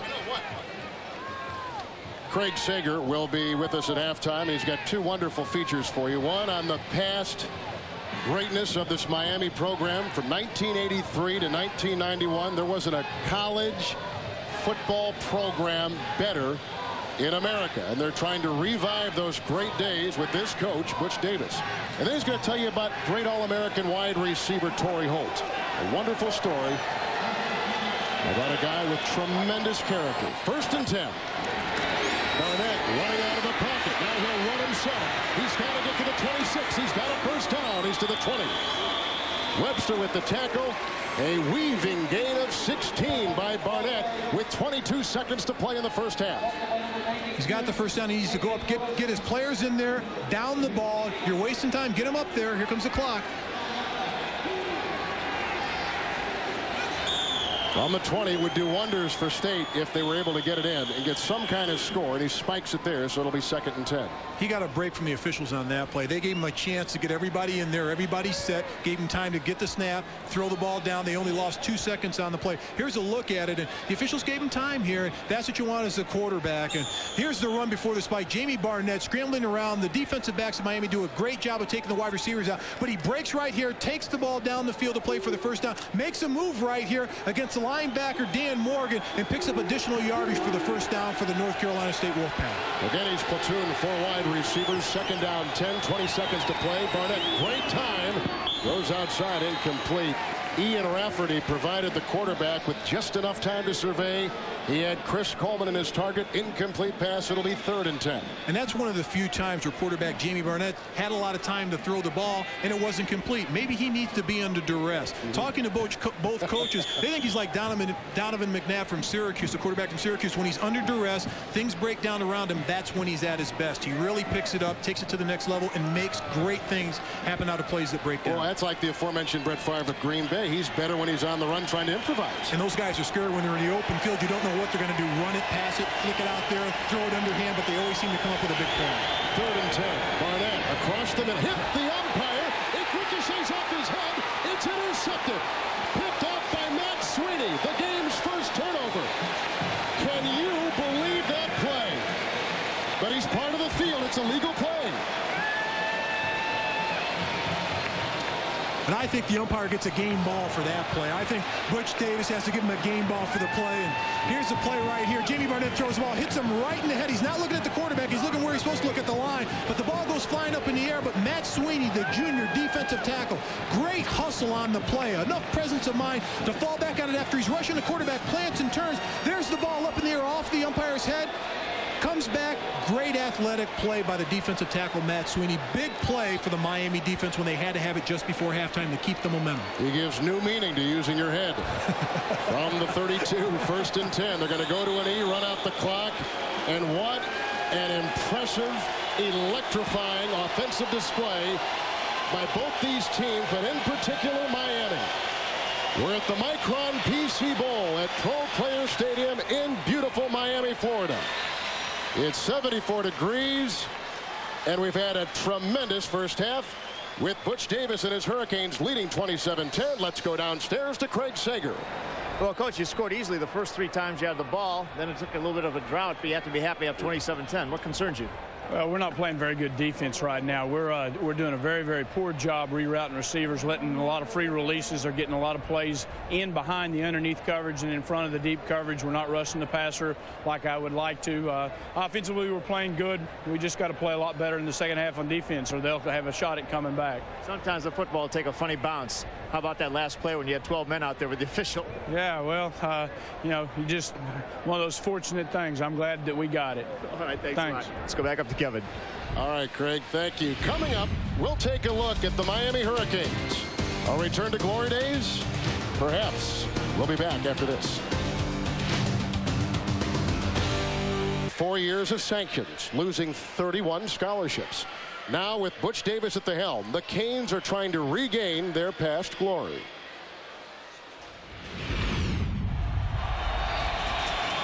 McNown back to pass. Steps up. Throws toward the end zone. Everybody down there, and it's out of the end zone. It is incomplete. And how about it? Miami's won. It was a great shot of confidence for our players. I think it validates a lot of the things that, as a coach, that you talk to your football team about playing hard for 60 minutes, don't allow the adversity, even from the week before or during the course of the ball game, to take away from the way in which you play every time you go on the field. That's why you worked your ass off this summer, to put them away. We're the talk of the town there for even still now. People, you know, when we talk, play for University of Miami, and they're like, man, I saw that UCLA game. It was great. It just the whole atmosphere, you know, everybody, you know, when they talk, I mean, it was a big thing. Everybody was talking about Miami beat UCLA. The win over UCLA recalls memories of the hurricane storm of years gone past. The decade of dominance that produced 4 national championships and an NCAA record 58-game home winning streak. But a lack of institutional control forced the Hurricanes to weather the NCAA storm by losing 31 scholarships over 2 seasons and dampened spirits during last year's 5-6 season, their first losing record in 18 years. Last year was it was to the point that it was boring. You was looking at your clock, waiting for practice to be over and everything. You be happy when practice over. Now people happy. I know I'm happy to practice. I love practicing. Now last year I used to just hope for it to be over. DJ player! There is a link to the Hurricane past, striving to extinguish this drought. Former players Rob Chudzinski and Greg Mark were both members of Miami's 87 and 89 national championships. Now, as assistant coaches, they pass on their experiences to the younger Canes. Every week you have to go and perform and do your job and show what you're all about and prove that you're the best team. And you can't show up some weeks and not show up other weeks. And that's one of the lessons you learn, you know, and I learned as a young player that you have, even on your bad days, you have to be good and good enough to win. A game like UCLA game doesn't come around every week or every year even. I mean, you know, that game was so exciting. It was so fun to watch for the fans, you know, and it really brought an air of excitement to this program. Another bridge to the past is free safety Al Blades, who has followed in the footsteps of his brothers Brian and Benny, former Hurricane teammates during the glory years. Al believes the future might soon resemble the past. Closer than a lot of people think. You know, throughout the whole season they were saying we're young and we're short here. I think we came out this year and we showed a lot of fight and courage, and it can only get better. There's still some steps to the ladder that we've got to climb back up into the, you know, that upper echelon of teams to get back to where we feel like that you have a chance to be in the top, you know, 4, 5, 6 teams in the country. But it certainly was a huge step forward. They've upset UCLA. They have ruined the Bruins season. And of course, Miami also is known as Quarterback U, from Fran Kersey to George Myra to Jim Kelly to Bernie Kosar to Craig Erickson to Gino Torretta, all the way down the list. And now Scott Covington, the latest, who we'll see in the Senior Bowl, and he has the Canes on top here at halftime. We'll be back to visit the hometown of Torrey Holt, Gibsonville, North Carolina, as we continue our halftime report.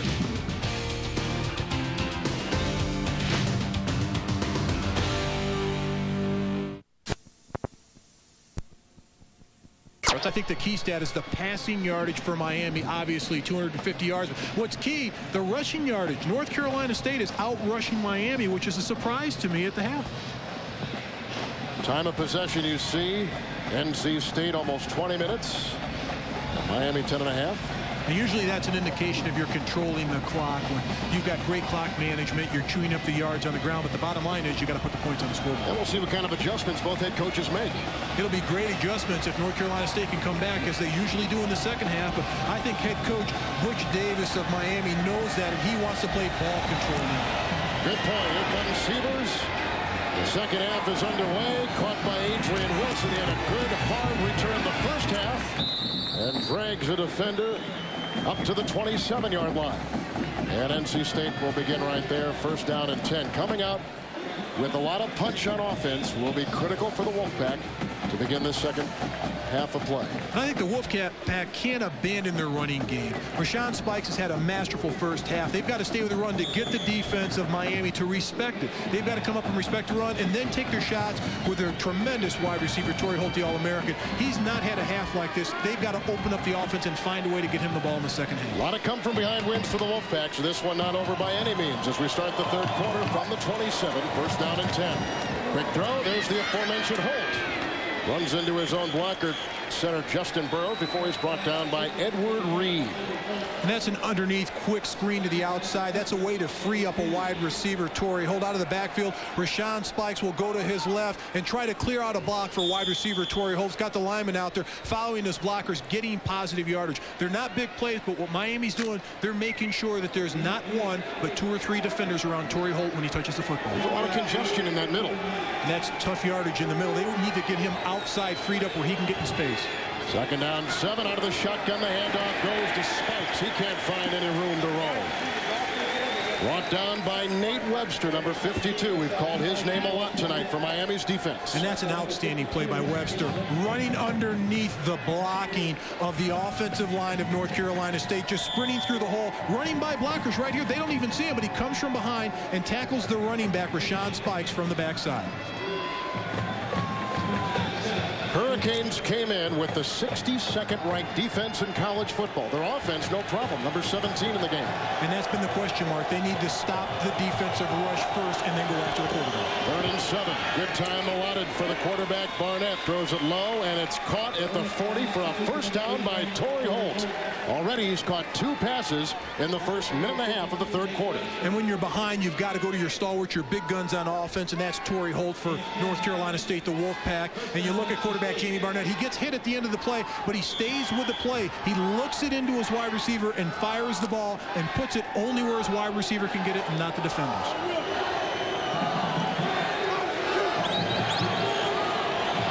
First and 10. Fake handoff, moving up nicely in the pocket. Chased by Sweeney, chased by Smith, and whacked by Fitzgerald, but he stays on his feet. He staggers to the Miami 38 in one of the game's great runs. 22-yard gain, tackled by Blades. What a tough run by quarterback Jamie Barnett. Gets pressured by the outside. Quarterbacks are taught, step up in the pocket. That's where the hole is. The offensive line, the tackles do a good job of pushing the defensive rush wide. Jamie Barnett feels the pressure, steps up in the pocket, takes off to the races down the field of play, but at the end of the play, lowers his shoulder. He doesn't want to be denied. If they're going to win this game, it's going to be great quarterback play, second and third effort, and that's what Jamie Barnett had on the last play. He's had a couple great runs tonight. He's 15 of 25 passing. First and 10. They bring the blitz. A fumble by Spikes. It's loose at the 40. And the body language would tell us that Miami's got it. And it's confirmed by the referee. The second Wolfpack turnover for Coach Michael Kane. And it's defensive pressure brought by the blitzing linebackers of the Miami Hurricane defense. Getting penetration in the backfield, not allowing the running back Rashawn Spikes to have both hands on the football, but the middle linebacker Nate Webster runs through. The ball's in his hands. He reaches in and knocks it out. As soon as Rashawn Spikes gets the ball, it's knocked out by the linebacker Nate Webster. The NC State coaching staff can't believe what's happening right here. Offensive coordinator Jimmy Kaiser. Nothing's going right for this offense thus far in this second half. Covington first and 10, handoff to Edgerrin James. Spinning like a top, and he's up to the 49-yard line, gaining 8 on first down. And Edgerrin James, all the superlatives that you can talk about what he does. Runs the ball between the tackles, runs the ball outside. What I like is that first tackler, no one brings him down one-on-one. It's a rare occurrence when it happens. And he'll make the first guy miss, then he'll run through the second tackler and over the third. Leading rusher the last 2 years, number 2 all-time rusher. 2 1,000-yard seasons. Back-to-back. It's never happened in this storied program. Second down and 2. James again. He breaks the tackle of Bobby Cotton. Then he's gang tackled at midfield, led by Clayton White. Kevin, that's the only way that the North Carolina State Wolfpack defense can stop Edgerrin James, is to get not 1, not 2, but 5 or 6 hats on him, and everybody wrap him up. Somebody grab a leg, another guy grab an arm, another defender grab a wrist, but that's nice hustle by the defense. And Edgerrin James does a good job of avoiding the first tackler, like I said, right there. Sheds the first tackler. He's up, another tackler. There's the third one on him. Now 4, 5, 6, 7, 8 defenders on him. That's the only way they can bring him down for a short game. 3rd and 1 from the 50. James breaks a tackle, and there he goes. It's up to the races for Edgerrin James to the 15, tackled by Harris. And Edgerrin James follows his blockers, but great vision, making good cuts in the hole. Nice blocking by the offensive line up front. Nice angle taken by the quarterback, Lloyd Harrison, of making a touchdown-saving tackle, but it's the blocking up front of the Miami Hurricanes. Getting blocks, sustaining your blocks and staying with him, but a nice cut. What a wonderful cut by tailback Edgerrin James, then cutting it back towards the middle of the field, but the angle by Lloyd Harrison saves a touchdown. Edgerrin James at the end of the play, he thinks he's got daylight, he's got a touchdown, but right at the end, he's lassoed right at the ankles and brought down. 35-yard run, 2 tight ends. Covington the fake into the end zone. Incomplete. Coverage applied by Jason Perry. Second down and 10. What a sweet play by the free safety Jason Perry, and you heard them yell at the end of the play. I think that was the tight end Daniel Franks, because he thought he had a sure touchdown. He was wide open, he was going for the ball, but a nice break on the ball by Jason Perry, disrupting the play. Working on some gear of Lloyd Harrison. Looks like maybe he popped a string in that pad. 2,000-yard seasons back to back. It's never happened before. Second down and 10. Never happened before with this program. On the 15, James again, 15th carry, He crawls to the 12. He picks up 2, and now he's got 127 yards on the night, tackled by Darius Bryant. And Kevin, going back to that graphic, which you said the only time it's been done in Miami history, that's amazing with their national championship teams in the 80s and their outstanding offense. They have great quarterbacks here and high potent offense that only one guy has had back-to-back 1,000-yard rushing seasons, and he's the man right there. And they've had some beauties here. You know, he kind of reminds me a little bit of Alonzo Highsmith, who was here. I think he's faster than Alonzo Highsmith. Not as big, but the way that he skates in the hole, I love his feet because he's got shifty feet. He'll slide side to side. He'll lower his shoulder and run down the back. He's very elusive, and he's not real big, but he's big enough to get the job done. 3rd and 8. Covington out of the pocket. A block by James. To the end zone. Looking for Santana Moss. He was on his skates. Pass a little bit high and long. It's incomplete. They'll have to settle for 3. Kevin, I like what this offense does. Everybody contributes. Even when you're not in the play, the tailback, Edgerrin James, will throw a block for his quarterback, protecting Scott Covington. He gets time to drift to his left and throw the ball just over the reach of his wide receiver, but everyone contributes at the end of the play, just over Santana Moss's fingertips. And Covington says, oh, if I can only take a little bit off that, that's 6 more for the club. Andy Crossland will try the 31-yard field goal. And he does it, and Miami cashes in on the North Carolina State fumble. They got it at the 41, moved downfield. That was set up on a 35-yard run by Edgerrin James. It's all Hurricanes, 30-10.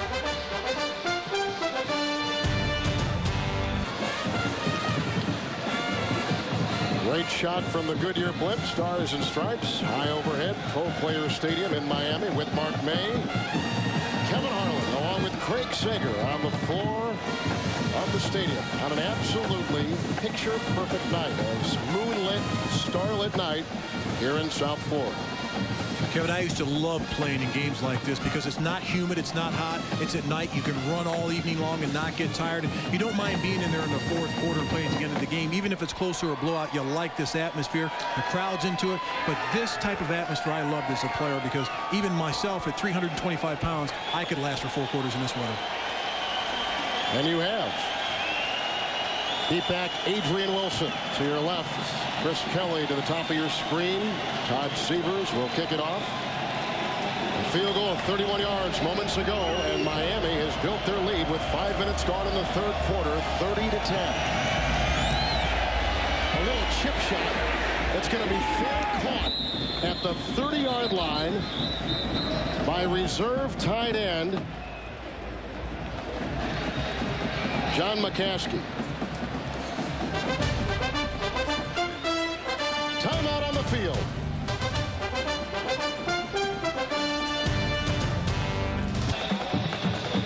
Back at the former Joe Robbie Stadium. Built back in 1987, a great stadium, one of the best in the NFL. And tonight, the venue for what has been a marvelous Micron PC Bowl game. North Carolina State has it from their 30, 1st down and 10. Barnett right to work. And fires a pass, and it's caught by Chris Coleman. He's up to the 47, picking up 17 on 1st down. He was working on cornerback Nate Brooks. That's the 4th catch tonight for Chris Coleman for 78 yards. And a tremendous route by Chris Coleman. Runs a nice little stop, comes back to the football, little curl pattern, but goes down for the ball, digs it out, and then turns it back upfield for additional yardage for the Wolfpack offense. I would assume a lot now is going to go to the air for them. They're down by 20.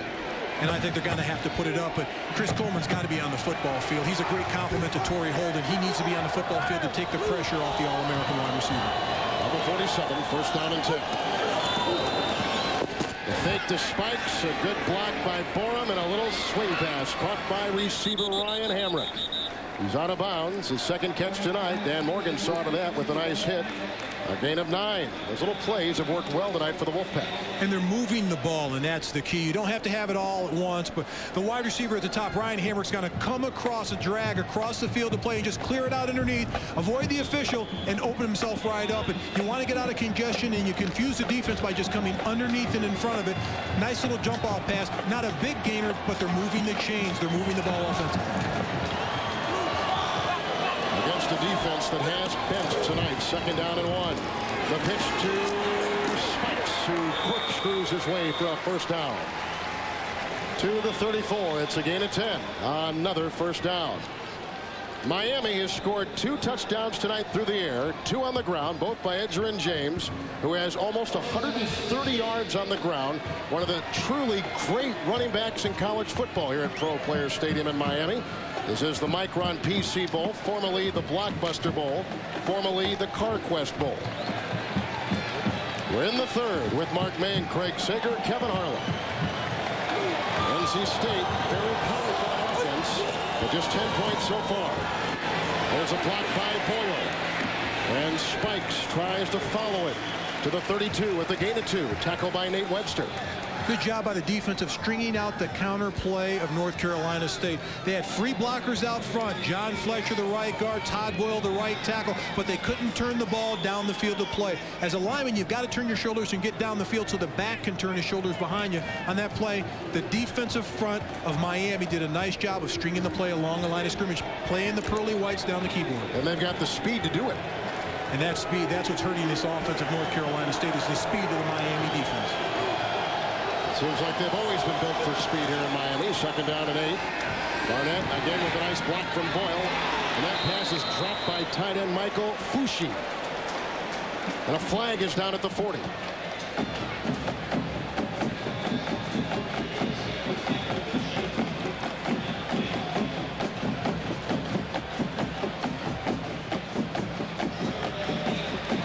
It's against the Wolfpack, the least penalized team in the ACC, and Ray Robinson, their great freshman running back, back out with a broken bone in his elbow. And that really hurts the Wolfpack offense because he adds a different dimension with the speed on the outside, big play dimension that they need. Right at the end of the play, lands on his right arm. Holding the offense, 10-yard penalty, still 2nd down. I got to tell you, it's tough to watch. Breaks his right forearm.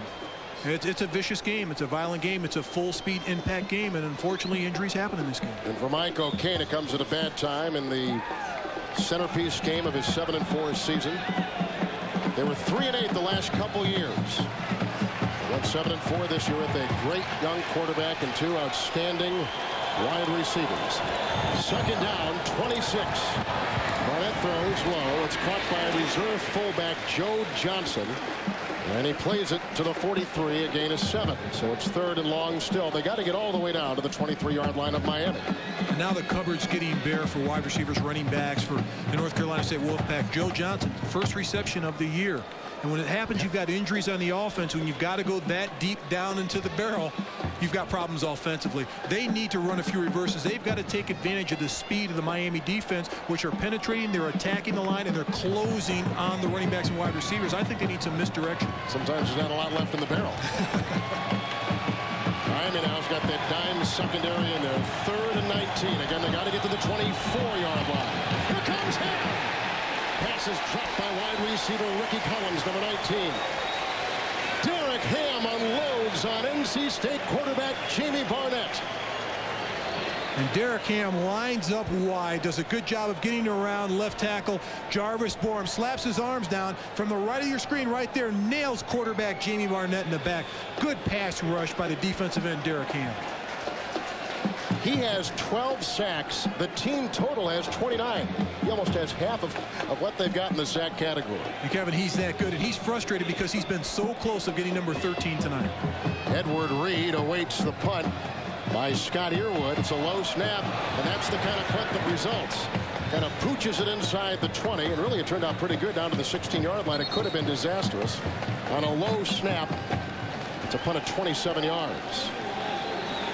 Miami gets it back, and when the Hurricanes get it back, maybe you got to buckle up as both teams try for the Micron PC Bowl trophy. The Canes by 20. Trophy, the winning trophy, will be presented by Joel Kohler, chairman and CEO of Micron PC. And first of all, your thoughts about your bowl game. Well, good evening, Craig. My thoughts are that this game could be a lot closer than it is, but I wouldn't count North Carolina State out yet. I understand they were down 31-10 to North Carolina in the second half and came back and tied it up. So I'd look for North Carolina State perhaps to get back in this ball game. Why does a company based in Boise, Idaho decide to sponsor a game here in Florida? Well, real simple, Craig. We're the #3 direct manufacturer of PCs in the United States, but few people know who we are. So this is really our coming out party. We decided to take this event and launch ourselves into the U.S. market with a TV ad campaign and an internet campaign. Great commercials, but upstairs in the box, they want to know where their PCs are. They want to know where their PCs are. Well, they have to pay for them. James Jackson steps out of bounds back at the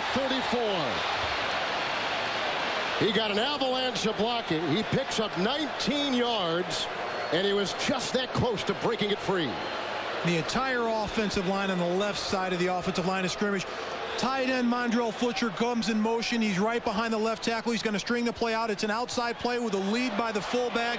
And this is a great job of chipping on defenders, getting 1, 2, 3 blocks, but great blocking downfield. He steps out of bounds, but good execution by the offense. Everybody getting a block and some guys getting 2.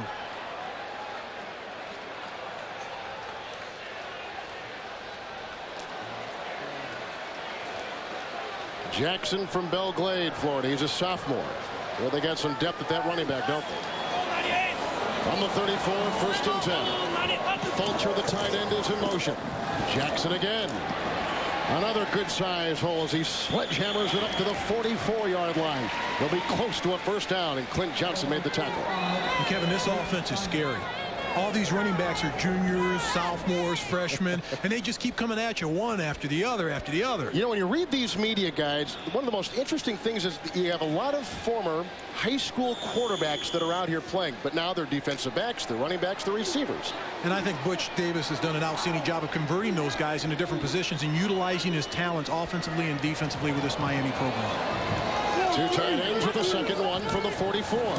Jackson again, lead block by Davenport. Jackson around the corner and finally forced out of bounds by Tony Scott. He's got some speed. He's got some wheels. He can get to the corner and turn it up. But the tight end again, Mondrell Fulcher, they're going to keep running this play and going to the well. He goes in motion, gets a chip on the outside, gets a lead block by Davenport on the outside. And the tailback, James, just follows his blockers. It's a string of pros. Go down the line of scrimmage, stay with your blocks, let the tight end get a block, chip as a fullback, then get a block downfield as a fullback. But no one touches him until he gets another 6 or 7 yards before someone lays a paw on him. So on this drive, Jackson has had runs of 16 there, previously 19 yards, another 1st down to the 41. Jackson again, blocked by Davenport. He tried to cut and he slipped. And down he goes here at the home of the NFL Miami Dolphins. Wilson and Perry were right there. Now I'm impressed with the blocking of Davenport. He's out there. He averages 7 yards a carry, just a freshman, and he's moved to the fullback position, one because of the backup fullback injured and will be out this game, Will McPartland, but he's given Nick Williams a breather at fullback. But the freshman averages 7 yards a carry. I can't believe this. He's blocking. When you're winning, everything is easy. 2nd down 11. Covington hitches on that shot and finally slings the pass downfield to Moss. It's a loose ball, and North Carolina State has recovered the 1st Hurricane turnover tonight.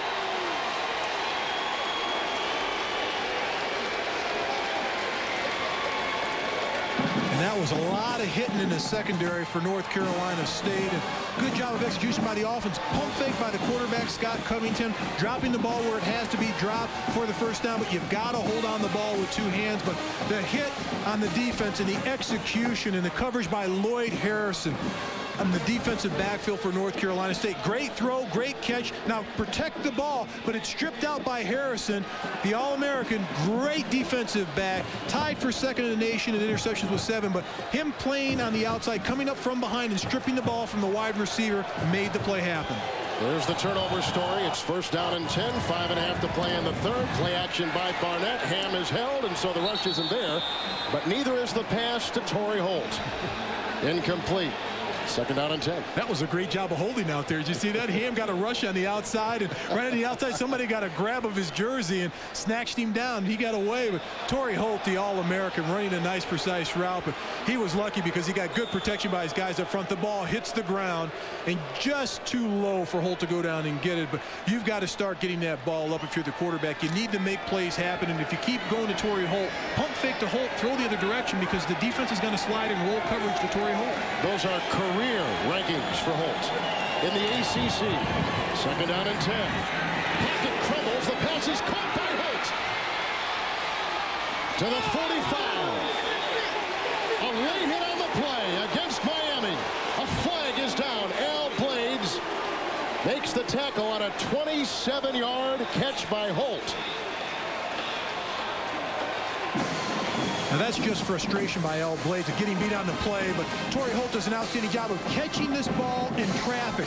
Concentration, runs across the defense. There's a defender right on him, but he keeps his eye on the ball, reels it in, and makes something happen at the end of the play. Gets dragged down at the end of the play. The defense, 15-yard penalty, automatic first down. That's a big one against Blades in Miami, and it's going to push the ball for North Carolina State at the, well, inside the 30-yard line of the Canes. And that's just frustration at the end of the play by L. Blades. He wants to get over there and hustle and make a play, but he's frustrated because they got beat on the play defensively. A Miami fumble set up this North Carolina State possession. Barnett has deployed 4 wide receivers. He's got Spikes at his side, and he's at the Cane 30. Draw play handoff. Great block up front by Rafferty. There goes Spikes. Zigging and zagging. The play. Touchdown. Run.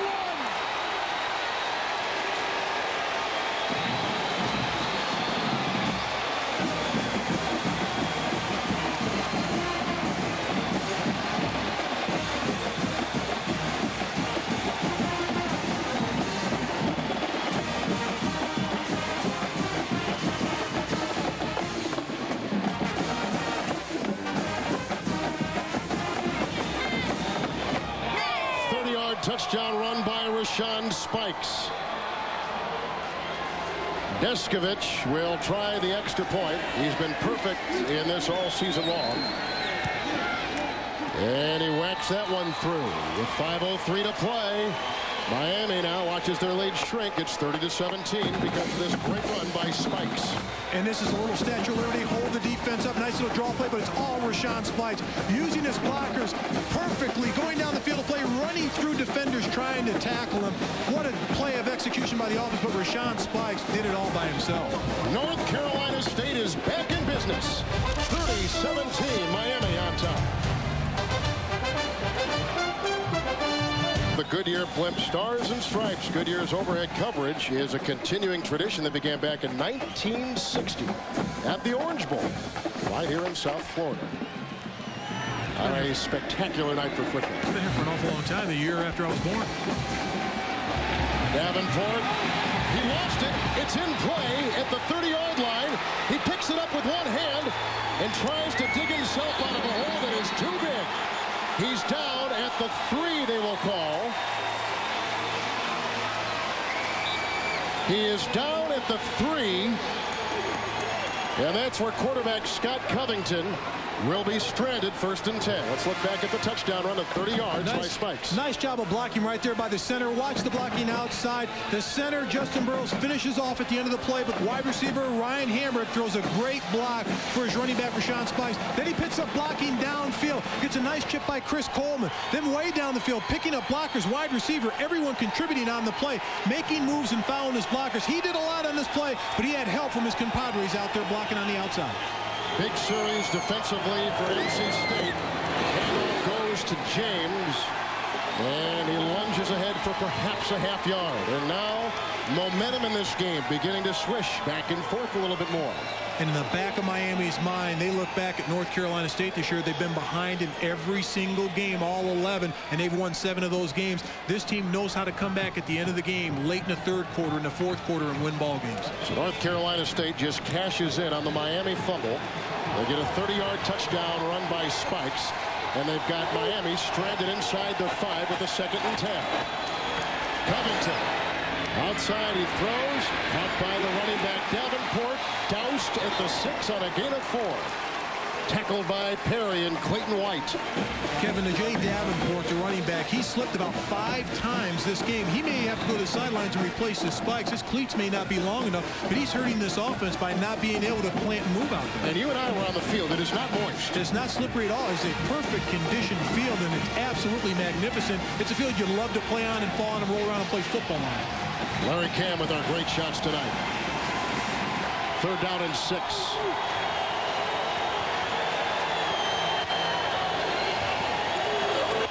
Covington with time. Goes deep. And the State defense is held. They're going to force Miami to punt. And North Carolina State is going to get great field position. And the momentum is definitely changing. The North Carolina State Wolfpack defense came with the blitz. They put pressure on quarterback Scott Covington. He had to throw the ball earlier than he wanted to, but that's pressure defense. You've got them backed up in their territory. Keep the pressure on. Punt from Andy Crossland. Literally in the shadow of his own crossbar. Rushes on, but the punt is away. Torrey Holt. He's returned 2 punts for touchdowns this year. But this time he is smothered. Losing 2 on a 38-yard punt. James Lewis came through and wrapped him up for Miami.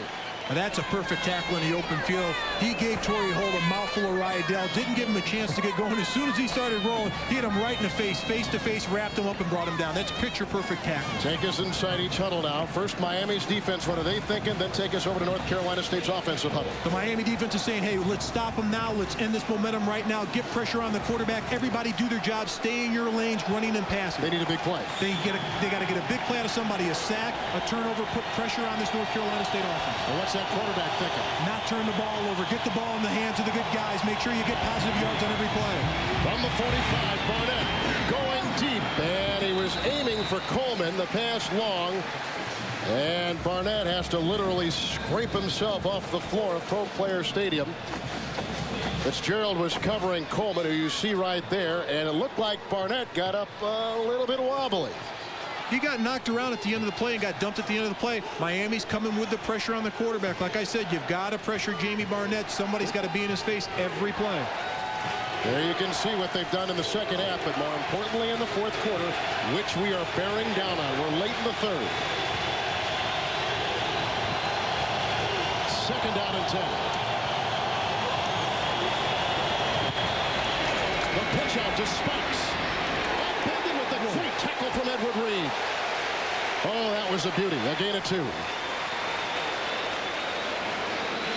That's a pretty one-on-one tackle in the open field. And the speed of this defense, Edward Reed comes down the line of scrimmage and just forces the issue. The linebackers flow. They make Spikes turn the ball up. But Edward Reed, the strong safety, right there on the thighs, flips over the running back, Rashawn Spikes. He's got nowhere to go. Great positioning by the strong safety Reed of getting low, getting down under the pads and hitting him right on the thighs. Perfect tackle. It's 3rd and 8. They got to get to the 34. They're at the 42. Barnett's in the gun, flanked by running backs. He's got time. He can run, but he's going to throw. Holt is open again, and again Barnett whistles the pass over his head. Reed was covering. What frustration for the former college quarterback at Clemson, now the head coach with State, Mike O'Kane, because twice Holt has been open deep and twice he's been missed. And that's just patience on the play. Torrey Holt's wide open. He makes a move inside, plants, comes outside, then turns the ball up, turns himself up. But the reaction by the quarterback, Jamie Barnett, saying, if I'm just a little bit patient, he could have even taken off of that ball and gained 10 or 12 yards. Earwood's punt high inside the 20. It'll be fair caught at the 16-yard line by Edward Reed, a 26-yard punt. And Earwood did his job, keeping it inside the 20. But what a blown opportunity by the Wolfpack offense. Great field position, make something happen. They kept going for the big play, trying to get it in big chunks. Just take your time and move the chains and get first downs and get points on it.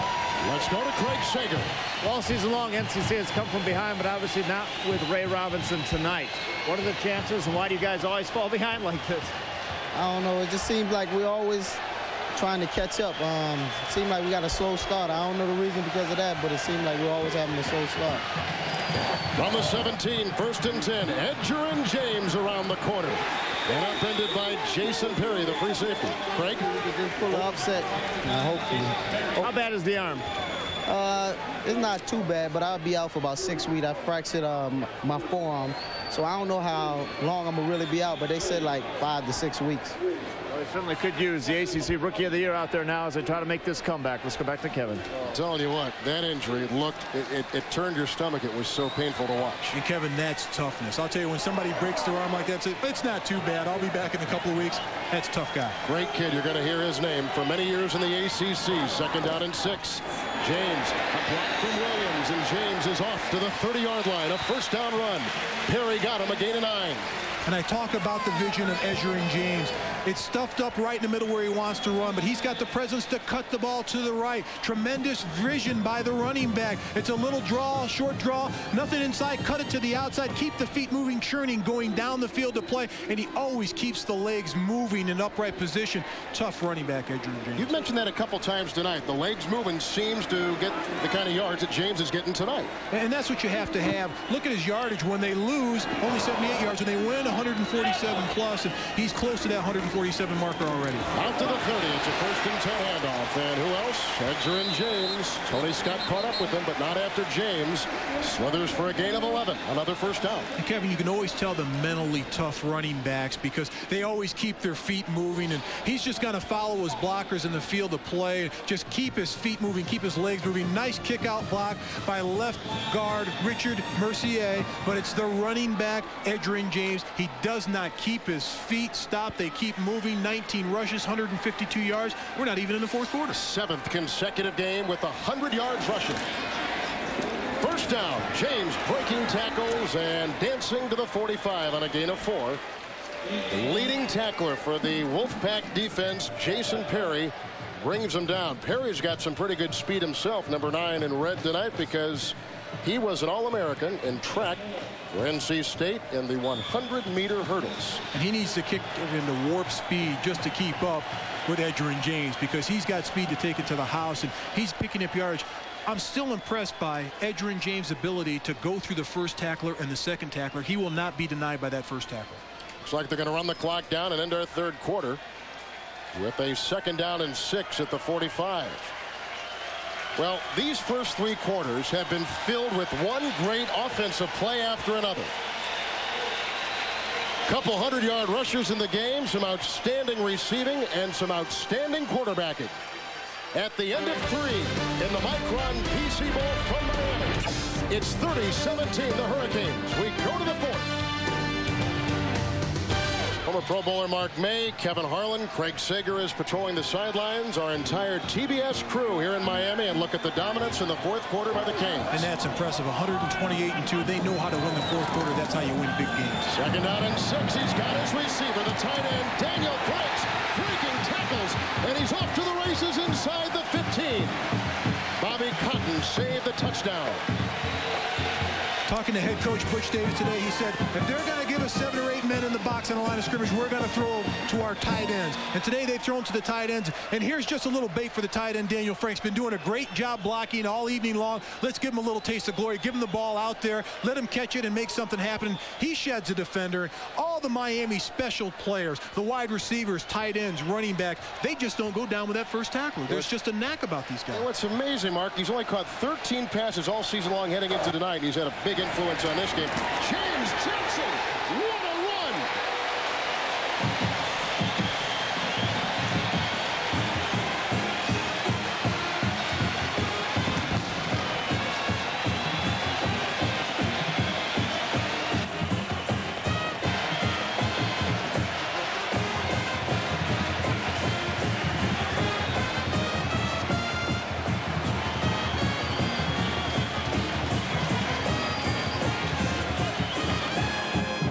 If it's not James, it's Davenport. If it's not Davenport, it's Jackson. They come at you in waves with new, fresh legs, it seems like every time. And you got to be going crazy if you're a defensive player for the Wolfpack, because what do? The coaching staff's got to be happy on this play. Great call by the Miami coaching staff up in the booth, doing a nice job. The offensive coordinator that's in the booth is Larry Coker. Here he is right here, the offensive coordinator. Defensive coordinator right next to him to his left, Bill Miller. But that was a great play by the offense, just sticking it in when you had to. They're going for 2. The blitz was on by White. They were throwing for Jackson. It's off his fingertips and incomplete, so they don't convert the 2-point try at the end of the touchdown run of 13 yards by James Jackson. Get a deuce block by the offensive lineman up front. A beautiful kick-out block by the fullback right here in front of your face, Nick Williams. And right here, the running back, James Jackson. Who's going to tackle me? I'm getting close to the goal line. You're not going to stop me. In for the score. Touchdown, Hurricanes. The anvil may have dropped. 36-17 Miami early in the 4th. In Miami. on a spectacular night for football, and those the spoils of being in this wonderful bowl game.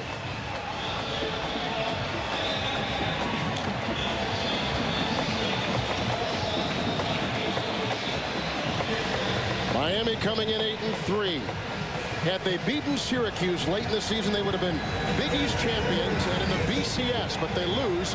And the next week they came back and upset UCLA. Adrian Wilson from about the goal line tries to find his way, and he's down at the 20-yard line. Hit by a host of canes. And so we'll find North Carolina State with it again. You know, every time North Carolina State, Mark, gets close, Miami answers, and that is a sign of a resilient team, a strong team, and tonight a team with a great deal of character. And they find a way to come up with a big play when they have to. They'll bend, but not break. And here's a North Carolina State Wolfpack team that I think they just have to settle down a little bit offensively, get the first downs. If you try to get the home run every time, the defense will sit back and lick their chops and take their shots at the offense. Barnett from the gun and from the 20. They set up the screen. The pass is high, and that's the third time tonight he has tried to go to Rashawn Spikes, and the third time his pass has just lacked that little touch necessary to make that kind of play work. And you're absolutely right, Kevin. That's that touch pass where you have to drift back as a quarterback and loop the ball over. If you throw it at an angle, the running back has no chance because he's going at a different angle than the quarterback where he's throwing the football. But if he loops it in there and floats it out, gives the back a chance to step into the ball, then turn and face the defense. Barnett is one of his last 6. He was stellar in the first half.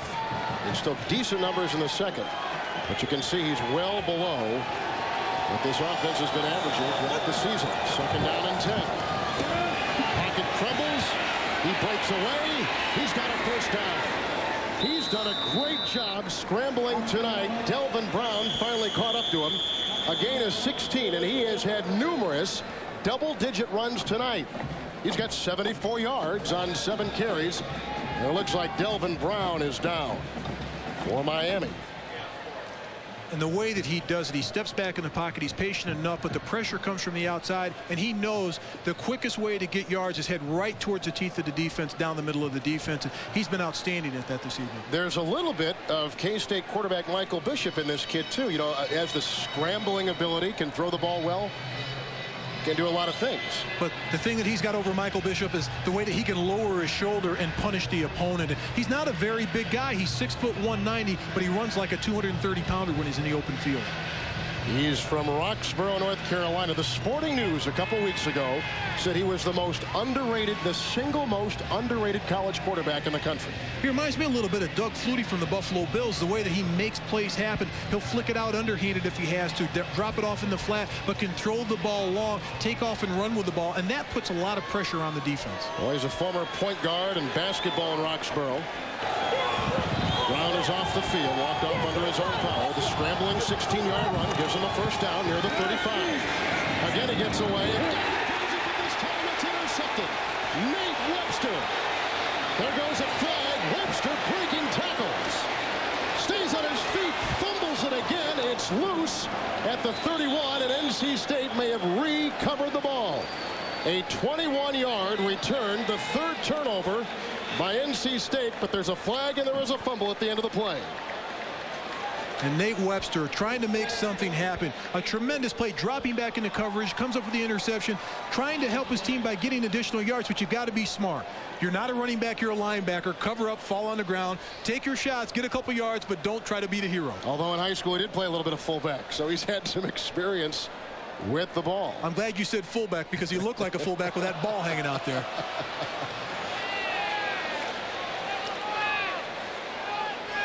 Randy Sims is our referee tonight here in Miami at the Micron PC Bowl. Legal block against the defense during the return. Penalties declined. The ball was recovered. Final State. First down.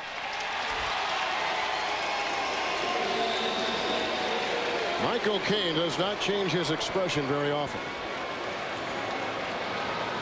But I like his approach. Talking to him yesterday about coming down to the bowl game, he said, hey, we're not playing for the national championship. I want to reward my players, all the players on this team. The reason why we're here is because they had a tremendous season this year. We came down here, had some relaxing time, had afternoon practices, no curfew for the first 3 days. I kind of like that as a player. And then come back, and they had sharp practices in the afternoon to get ready for the game. From their own 32 after the Miami turnover, it's first down and 10. Handoff goes to Spikes, tackled by Lawson. North Carolina State came down with a semi, an 18-wheeler full of their equipment, weight training equipment. They basically moved their entire football operation down here with this big semi truck, which was donated by many alums, many boosters of the program. Look at this. Drew Brees, the Boilermaker quarterback, outdoing Kansas State. And I got to tell you, when Kansas State lost a chance to be in one of the 4 big bowls, it crushed that program after the kind of season they had. And I was shocked when you're undefeated and you're number 1 or number 2 throughout the entire season, lose one game and drop out of the BCS and not even get a major bowl. Second and 7. Catch by Holt at the 19-yard line. Scrambling move by Jamie Barnett. But he may have been over the line, and a flag is down, and that's going to be the call.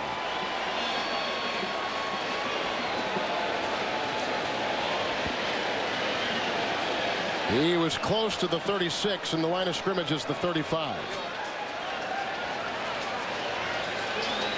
Yep. And that's frustrating when you're an offensive coordinator, the offensive coordinator of North Carolina State, Jimmy Kaiser. He's doing what he has to do, call the plays to get him back in the game. And here he is in the middle of the screen, and he's calling the plays that need him to get him back in the play. But the team has to execute one and not make mental mistakes too. Pass on the scrimmage. For the pass ball. Put down. Put down. There's the line of scrimmage right there.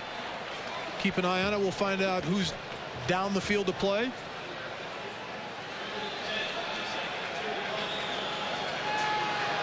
Good call. That's the quarterback. Good call. Jamie Barnett went over the line of scrimmage.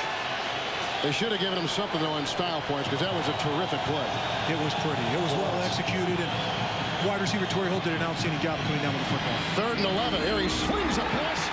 It's off the fingertips of Coleman and intercepted by Nate Brooks on the ricochet. Another North Carolina State turnover. Their 4th of the game. And in a bowl game against an explosive offense like Miami, this is something you can ill afford to do. And you can, and nothing's going right for North Carolina State. Whenever a ball's tipped in the secondary, 7 out of 10 times the defender's got to come down with it because there's more defenders back in the defensive backfield than there are wide receivers. The ball's just tipped, it goes through his hands, but Nate Brooks makes a great play on the ball by sliding down and coming up with the interception. All the coaches in the Miami booth are happy, they're relieved because now they've got the ball back offensively.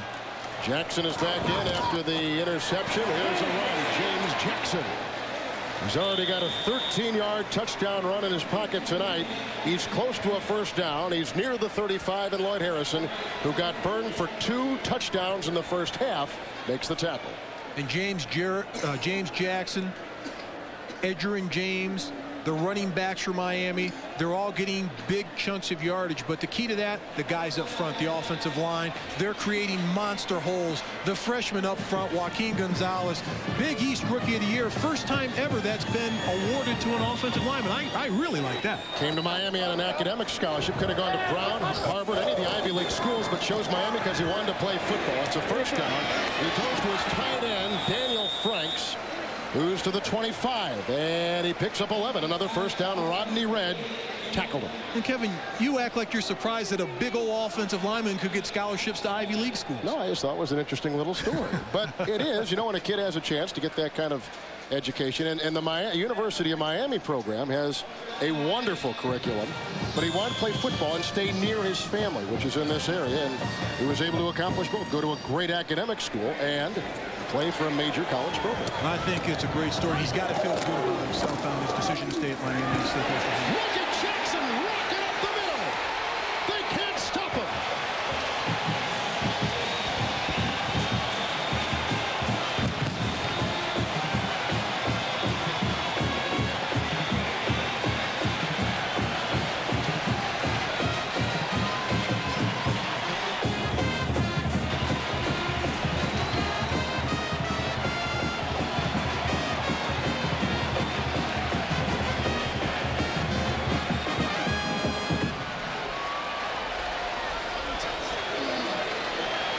untouched for 25 yards. So Miami cashes in on the interception of North Carolina State quarterback Jamie Barnett. And the second consecutive touchdown run by James Jackson. There's a player down for the Wolfpack. It is Clint Johnson, a defensive lineman. That kid flew. He didn't run, he flew. And Kevin, talking about the big guys up front, the offensive line, just before the play, he was never touched until he was already past the line of scrimmage. And you get a double team here, a block here, the fullback's going to lead, but right here, watch the guard pull and clean the hole out, and that's Martin Bilba. He's going to get a nice little trap block, get into the linebacker, stay with him, keep his feet moving, but clear the way for the running back, James Jackson. He's never touched on the play, and you'll love to see that as an offensive lineman. You take pride in that because he went unscathed into the end zone. No one laid a glove on him, and that's how you draw him up on the chalkboard. That's how you design plays offensively. A win like this for Miami, and right now they're well on their way to a win, leading 42-17 with the extra point and waiting. Can do wonders as they try to rebuild. They have lacked depth resulting from 2 years of scholarship limitations imposed by the NCAA in December of '95 for numerous violations. A lot of young players. These things had weakened this team, but they come back strong this year at 8-3, revived by a former assistant under Jimmy Johnson during the glory days of the 80s, Butch Davis. And now he has taken this team to what might be a bowl win against a tough ACC opponent as we continue to look at the down player, Clint Johnson. And it's the lead block by Davenport on Clinton Johnson. You're going to see it happen over here that jars him back and flips him on his back. And it's just collision football, head to head, shoulder to shoulder right there. And he gets knocked back on his back at the end of the play. But it was the lead block by Najee Davenport that caused the injury. And you can see they're going to bring out the stretcher. And there's no reason to take anything too lightly here. Take every precaution possible. If you've watched football, you've seen things like this happen before, as they try to stabilize the injured player, Clint Johnson. There's an injury timeout here in Miami, with the Hurricanes leading the Wolfpack 42-17.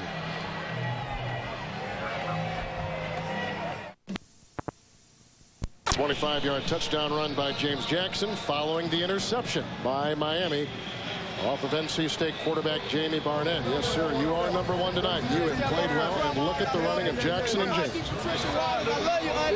way that both of these running backs have attacked this North Carolina State Wolfpack defense, head up, straight down the teeth of the defense, great blocking up front, but their average per carry, 9.6 for Jackson, and Edgerrin James averaging over 7 yards a carry. He left the game early. He's on the sidelines with his pads off, having a good time. Severs the kickoff. Jason Perry, the track All-American, from the 6-yard line. And he's up to the 21-yard line. Well, if you're North Carolina State, under 12 to play in the game, you're down 43-17. You've got a lot on your mind. That's exactly what Mike O'Kane is thinking about right now. Well, there's been talk that Edgerrin James would possibly turn pro. He's got 10 days to do it, declare himself as an undergraduate eligible for the NFL draft. I'm determined that after the game and after I have some time off and just sit back and look at everything, and I'm trying to look at everything from every aspect, the goods and the bads, and make a decision from there. From the 21, 1st and 10. Barnett with the pitch on the option. Caught by Rashawn Spikes. And he spikes his way up to the 36, 15-yard gain. And the counterpart is Spikes. Edgerrin James, 10 days from now. One or two things could happen. He could declare himself eligible for the draft, and he's going to be sensational as an NFL pro. Or this could be the platform to launch his Heisman run for next year if he decides to come back as a senior. It's a tough call for Edgerrin James. He's got a young daughter, 18 months old, and I think it's one of those points where he's ready for the NFL right now. And it's a point in the back of your mind. Do you want to come back for the Heisman, risk getting injured, or go to the NFL now and reap the rewards of the National Football League? 1st and 10 from the 36. Pocket crumbles. Barnett nimbly gets out of there and throws a pass which is dropped by Eric Leak. First time they've thrown to Leak tonight as it leaks out of his hands. 2nd down and 10. Well, the Hurricane defense right now, they're licking their chops. One, they know that the Wolfpack offense has to throw the ball. Two, they know they're just pinning their ears back. They're up by a lot of points, and they're just having fun out there. Hey, let's get to the quarterback. At this point in the game, you still got Derek Ham in there. Some of the starters, Al Blades in there. They want to get the fruits of their labors. They want turnovers, interceptions, sacks. It's pad your stat time. Barnett has missed his last 6 passes. Second down and 10. Spikes. And the defense swarms all over him. Michael Wasson makes the tackle. Flag is down at the 36-yard line. By the way, we are still awaiting word on Clint Johnson, who has been taken to the locker room. The injured North Carolina State player.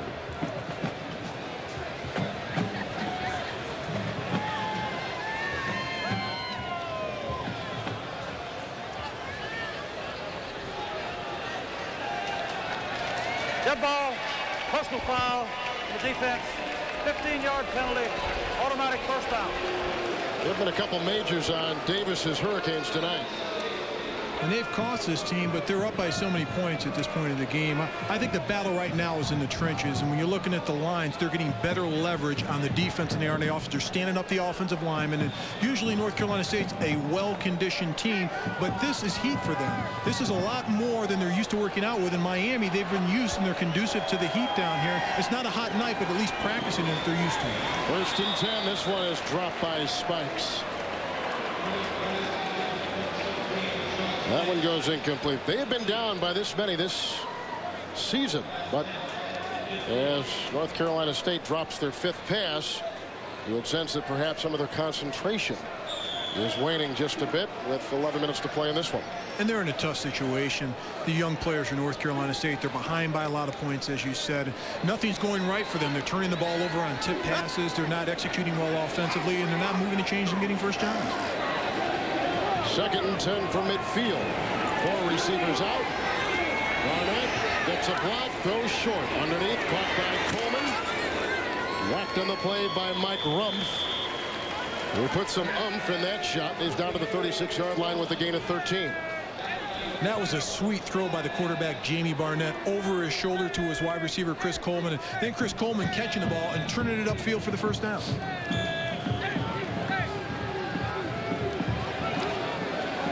Miami has been invited to play in the 1999 Kickoff Classic against Ohio State. They may return 18 of their 22 starters.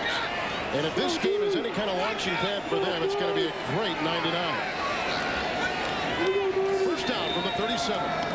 Outside it goes for Holtz. Tackled by Rumpf. Holtz has been relatively quiet in this game for a guy that was as decorated as he was coming in. All-American, ACC Player of the Year. And I think the defensive secondary of the Miami Hurricanes, this is a pride game. They took it as a challenge, saying he's supposed to be the best in the country or one of the best in the country. Well, he's got to prove it to us, and we're going to try to take him out of the game. Tonight, 7.4 yards per catch. Season's average over 18. That's big time for the Miami secondary. That's a great job by their defense. Wonderful work by our graphics crew tonight, Chip Randolph and Rodney Vaughn. Second down and 7. Big hole, a mammoth run by Rashawn Spikes. Linebacker Rod Mack met him. Gain of 11 and a first down for State. Good job of blocking by the offensive front line of the Wolfpack. But here's a guy that hasn't given up. Rashawn Spikes, big first half, nice second half, 173 yards on only 22 carries. Big game for Rashawn Spikes tonight. First and 10 from the 22-yard line. Action by Barnett. He'll find the seam, gets the crack, and he's inside the 15-yard line. Popovich got him low with a gain of 8 in the pocket for the running quarterback, Jamie Barnett. And as an offensive head coach, you want to leave your horses in there. Even though the game may be out of reach offensively, you at least have to move the ball down the field of play. You've got a lot of young players on both sides of the ball that are going to come back. You want a good taste in their mouth.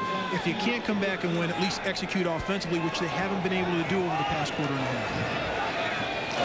Second down 2. Lead block by Johnson. Spikes tries to run up his back, and there's just not much there. Chris Campbell, a freshman from Mount Pleasant, Texas, made a hit, as did Nate Webster. I'm impressed with the running attack of North Carolina State this evening. The Miami defense, they pride themselves on stopping the run. Last year in 1997, they averaged giving up almost 220 yards on the ground. This year, the linebackers have done a great job. Dan Morgan and Nate Webster, they brought that average down to just over 135 yards a game. But tonight, one player on the offense for North Carolina, Rashawn Spikes, is just shredding the defense. First down. Here's Spikes. Got a block from Johnson. Doesn't produce much, though, because Popovich and Shevin Marshall were there with the tackles. Well, moments ago, our TBS cameras caught Clint Johnson being taken into the X-ray room. And he is still in there as we speak. But he's awake, alert, and he has feeling. All good signs. And that's great to hear. And I'm sure his parents and relatives or friends out there will want to get a definite answer, but he was moving, cognizant of what's going on, and that's the best thing that can happen in this situation. Second down, 10, 11th play of the drive. The fake. Here's the end-around pitch. It goes to Holt. He wants a block, and that's exactly what he got from the center, Burrows, as he tries to burrow his way by Matt Sweeney, and he is down just shy of the 5-yard line. And it'll now be third down. And that's a play that I thought that the Wolfpack offense would run earlier in this game. Little misdirection, get the speed of the Miami defense following the play and try to take advantage of them over pursuing the ball. But Torrey Holt's going to leave the game limping. Well, I'm still impressed. He has not put up big numbers tonight, but nonetheless impressed with how he handles himself, how he catches in traffic. Third down and 4. Couple tight ends. The fake to Spikes. Time for Barnett. Touchdown pass is caught by Chris Coleman.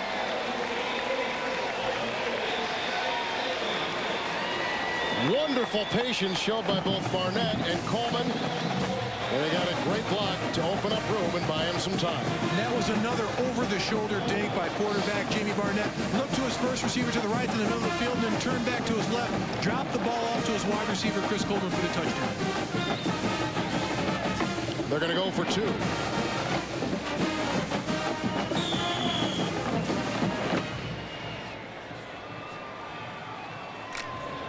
Mike O'Kane has done a nice job with this program. Last 3 years, 3-8, 3-8, 6-5. This year, 7-4. Try for 2. Barnett, option pitch, blocked by Johnson. He has no place to go. The door was shut. Mike Rumpf, James Lewis, a freshman from Piscataway, New Jersey, were there.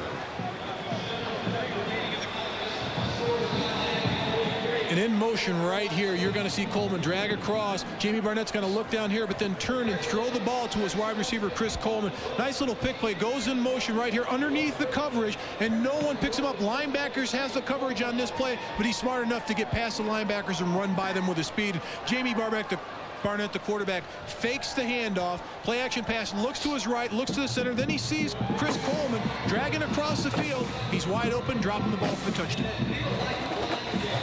7:03 to play in the 98 Micron PC Bowl. 43-23 Miami. Quest Bowl, now the Micron PC Bowl, and a new record in this bowl that began back in 1990, 66 combined points. Kent Passingham will kick off for the Wolfpack of North Carolina State, representing the ACC tonight. And a little chip shot, and caught by Jones on the fly. Darrell Jones, tackled by Perry up near the 43-yard line. As you take a look at Scott Covington, who is on the brink of history himself. That's a big night. He had 318 against UCLA. He has 320 tonight, which is a career high. He's put together 2 outstanding games back-to-back. And they're both big games for this Miami program, against UCLA and then coming back tonight in the bowl game against North Carolina State. And he stepped up to the plate and performed well when he had to, and they needed it. He needs a yard passing for the record, and he has that one batted down wisely by Tony Scott, and a pass intended for wide receiver Aaron Mosier. offensively, you're going to get a situation by the Miami Hurricanes. They're trying to go for a record, and it's almost like you're rubbing it in the face of the defense of North Carolina State Wolfpack. Craig Sager, we'll send it down to you on the field. Well, Scott Covington, 320 yards passing, one short of George Myra's University of Miami Bowl record set in the Gotham Bowl back in 1962. It's a tradition of the Covington family where one of the parents jumps across the stands and comes down to say hi to him. I guess after the UCLA victory, it was your husband Mark, but now you get to do it. Congratulations. Thank you very much. I'm just so proud of him. I can't tell you how proud his whole family is. This is a great, great moment. Well, he burst on the scene late. Now he's had two of the greatest games ever back-to-back. Are you sad? Are you disappointing? Or has it just gone by quickly?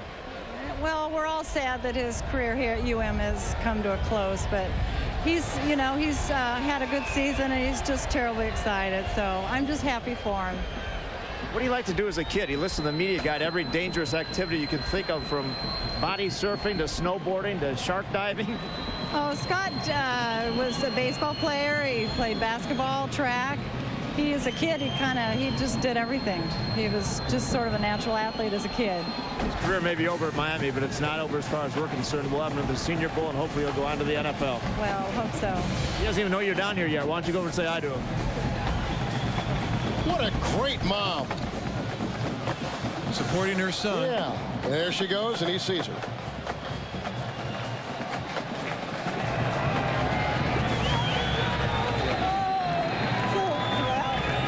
First full year as a starter. Second down and 10. Tonight, Covington went 17-24. New quarterback is Kenny Kelly, and the handoff goes to Nick Williams. We told the story in the first half about Covington. He tried to transfer because he had lost the position a couple times in his career. But Miami refused to release Scott Covington. They kept him along. And he's with our Craig Sager. Well, Scott, a career coming to a close, but what a glorious way to go out. You know, it felt like a home game tonight. You know, our crowd was with us. It was wonderful to play a great game tonight. I was glad to have my mom here with me. The best move of the night, I think, was when she jumped over the stands to come down and join you. She's a good athlete, you know. She can do it. She can do it. All right, we'll watch the end of the game. We'll see you in the Senior Bowl. Thanks. Thank you very much. 3rd and 4 is Kelly. Slings it on the wing. And the pass is hauled in by Aaron Mosier. And for a mom to see a healthy son like that is something. 2 years ago, doctors found spots on his left lung, and then the organ collapsed when they attempted to take a tissue sample. The spot was not life-threatening. They corrected it, and now he's back here, ending a college career that took a lot of years to get to this point. But when he engineered a 49-45 incredible, unbelievable win over UCLA, and then what he's done tonight, well, it makes it seem all worth it. He get the first down from the 46. Handoff goes to Najee Davenport. Well, there's Mom. Hey, Dad, I wish and you were Mom is pretty nimble. Let's take a look at this. And Craig Sager is helping. We will do anything. We will do anything to get an interview. Now we know where he gets his athletic ability. Scott Covington from his mom. It's second. Hey, Craig, good job down there. Wonderful work. Wonderful work. 2nd down and 6. Kenny Kelly is a freshman from Tampa. And they love this kid. 6'3", 188. And it takes too much time. They didn't love that particular moment. He was drafted by the Major League Baseball Tampa Bay Devil Rays. Spends his summer playing minor league baseball. That ball, delay of game, the offense, 5-yard penalty, still 2nd down. Was drafted fairly early, a 2nd-round draft pick. But what I like about him, he's a freshman. We're getting a glimpse of the future quarterback here at the University of Miami. He's played in 8 games this year. So he'll be ready. He came in with 5 touchdown passes and an interception. And he is the heir apparent to Scott Covington. 2nd down, 11. Here's the penalty story tonight. NC State came in as the least penalized team in the ACC. Most of those 6 penalties on the offense. He's got a rocket. Look at this pass. Almost hauled in by Darryl Jones. That kid can let it fly. Did you see the release on the quarterback, Kenny? I did. Kenny Kelly, did you see that, Kevin? That was amazing. He just whipped that ball. He almost looked like a young Dan Marino as quick as that ball came out there, but had his wide receiver, Darryl Jones, and he's had an outstanding year. He caught the winning touchdown pass against West Virginia, but just a hit to the outside, a post pattern, and the ball's just off the reach of his hands. Marcel Huff was there. But I was impressed by the release of Kenny Kelly. As fast as he brought that ball back and launched it and threw it about 45 yards in the air. Oh, I'm getting a good-looking gun. 3rd and 11. From the Wolfpack 47. Here goes Davenport. He trips, regains his footing, and is brought down by Wilson and Edric Smith. On a gain of 2, and they're going to have to punt the ball. I'd like to thank our great crew tonight. Our producer, Rowan Backfish. Our director, the infamous Larry Camp. Court AD, Scott McGrath. Tape AD, Jimmy Allen. Great job, Jim. Thank you. Our spotter tonight, Gary Lynn from St. Louis, one of the best and the best in the business. Our statistician, the ubiquitous Pat McGrath. Where's my thesaurus? Ubiquitous? Yes. Andy Crossland. This is downfield. It'll be fair caught back at the 13-yard line. Caught by Huff. Well, TBS will carry the 50th annual Senior Bowl on Saturday, January 23rd. It all starts at 2:05 p.m. Eastern Time from Ladd Stadium in Mobile, Alabama. And Scott Covington will be there, the Miami quarterback, as will every GM, head coach, and assistant coach in the NFL. It's the off week in the NFL playoffs. It's the only football game on, and Saturday, January 23rd. Join us, won't you, for the 50th Senior Bowl. Thanks tonight, too, to our researcher, Tom Heitz, who did a masterful job up at the Goodwill Games this past summer up in New York, and again has filled us with every note for tonight's Micron PC Bowl here in Miami. Timeout taken by the Hurricanes. There's Butch Davis, assistant coach with the Dallas Cowboys from 89 to 93, where he has 2 Super Bowl rings. A lot of rumors about him possibly going to the NFL. There were 5 openings over the last couple of days in the Monday Massacre. I had a chance to catch up with him before the game and ask him about, well, will he go to the NFL or will he stay here at the University of Miami? His name has been prominently mentioned. Early on, it was a huge distraction because there was a common perception, I think, around the country that, that this was a short-term commitment, that 1 or 2 years into the program that I would make a decision to leave. And I think now more after 4 years and people realizing the time and the effort and the energies that our coaching staff and myself have put into this program to bring the program back to national prominence, to go out and recruit high-profile athletes and make a commitment to them that we're going to be here and see this through to give us a chance to play and possibly win a national championship in the next couple of years. New quarterback now for NC State. We'll get back to Davis in a second. Charles Berry, who throws deep, and he's picked off by Delvin Brown. Brown is on the move, being chased by Collins, the wide receiver. The quarterback, Berry, kind of shoves him out of bounds. Another turnover for North Carolina State, the 5th tonight. And Delvin Brown gets his 2nd interception of the season. And the speed of the defensive secondary has played a prominent part of this game this evening. And Delvin Brown is another one of the young players they've got on this defense. Just a sophomore. All the young players are coming back and getting a chance to play in this game, late in this game, in a bowl game. It's great to build the confidence of these young players, but he breaks on the ball, reads the quarterback, has his eyes on the ball, just goes in, picks it off an interception. And that's a smart play by the free safety. You're a free man back there. You're supposed to watch the quarterback. You've got deep help. Keep an eye on the ball. The ball's out there for the pickings, goes up and gets the interception. On the 15, it's 1st and 10 for the Canes. Hand off to Davenport, who tries to cut and stop, and then he's lassoed on the play by Lyons and Cotton and Mark Jansen, number 20. Let's go downstairs to Craig Sager. Well, for the last several minutes, Dr. Michael Feigenbaum has been in the X-ray room attending to Clint Johnson. Any update? What can you tell us now? Right now, Clint's doing a lot better. His head is cleared a lot. He's totally coherent. Preliminary X-rays look normal, and we just plan to go ahead and take him on to the hospital where we can get a CAT scan to be sure that everything is fine. There's no brain injury. parents were standing outside the X-ray room. Has he spoken to them? Have they talked to him? Yes, they have spoken with him, and I've spoken with them, and the family is quite settled, and they're comfortable with what our plans are at this time. Why going to the hospital? Well, he did lose consciousness, and I think it's important to go ahead and get a CAT scan of his brain to be sure that there's been no significant injury that would need any further medical attention. Everything is fine. If it is in the CAT scan, he'll return with the team tomorrow? Yes. If the CAT scan is normal, I think that we can rest comfortably that he's going to be okay. Thanks a lot. Good work, and thanks for talking to us. Thank you very much. I appreciate it. Night. Back upstairs. All right, Craig, 3rd and 8, a 3-yard gain on 2nd and 11 by James Jackson. Now 3rd down. And 8 to go, and Kenny Kelly has time with the great fake, and he throws in the end zone, and a wonderful breakup by cornerback Tony Scott, number 27. They were going for Mondrell Fulcher, the tight end, number 18. And they're trying to spread the wealth and make sure all the wide receivers get catches out there and tight ends. And Mondrell Fulcher's wide open. He just can't get the ball to him. And breaking on the ball right at the very end, and it's tipped away as Tony Scott. That's a nice play by Tony Scott, the cornerback. Well, they're going to try to put 3 on. And George Gaetan will try a 29-yard field goal. He's from Miami. And he boots it up. He boots it through. And the Hurricanes build upon their lead with 2:05 to play in the Micron PC Bowl. 46-23.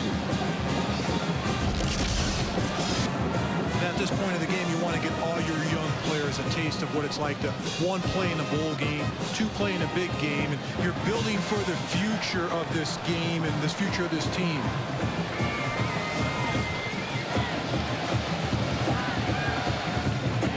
Well, the city of Miami certainly knows how to throw a party. They've done this so well. They've got the Orange Bowl coming up in a couple days, and of course the NFL Super Bowl will be here in this stadium in late January. Lots doing down here in southern Florida. Butch Davis, a lot of speculation about him possibly going to the NFL. I spoke with him today, and I point blank asked him. He said, Mark, I don't want to talk about that. I said, well, you got to talk about it. Last time I talked to you 2 years ago when I had you in this bowl game, you said that you're very happy at Miami and you're not going to leave. And today he said, I'll tell you this. At this point of time, I'm happy at Miami. So to me, that's, well, if somebody comes along with a blockbuster deal, hey, head coach, 5-year deal, NFL, we'll give you what you need, we'll give you what you want, bring in your own staff of coaches, he may think about it. But he's turned this program around, and I think for a lot of NFL owners, that is very attractive to see a guy who has handled it with as much class as the University of Miami and Butch Davis have turned this program around. And really, a job in this city with this kind of program and the commitment that the school has shown to the football program is as good as a lot of NFL jobs. So, you know, these coaches are paid so well, and they have this kind of control. Davis is loved here in Miami as Jason Perry gets the ensuing kickoff, hurdles the defender, and he's up to the 20-yard line. So now we've got some pushing and shoving on the play. Perry didn't like it. Miami didn't like it either. They got to be separated.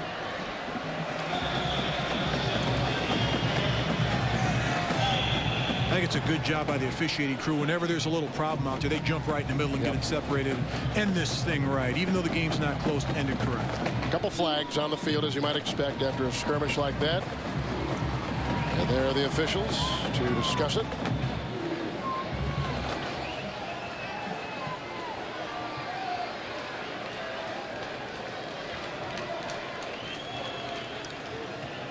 Of offsetting, dead ball fouls, postal foul, kicking team, postal foul on the receiving team, penalties offset, first down.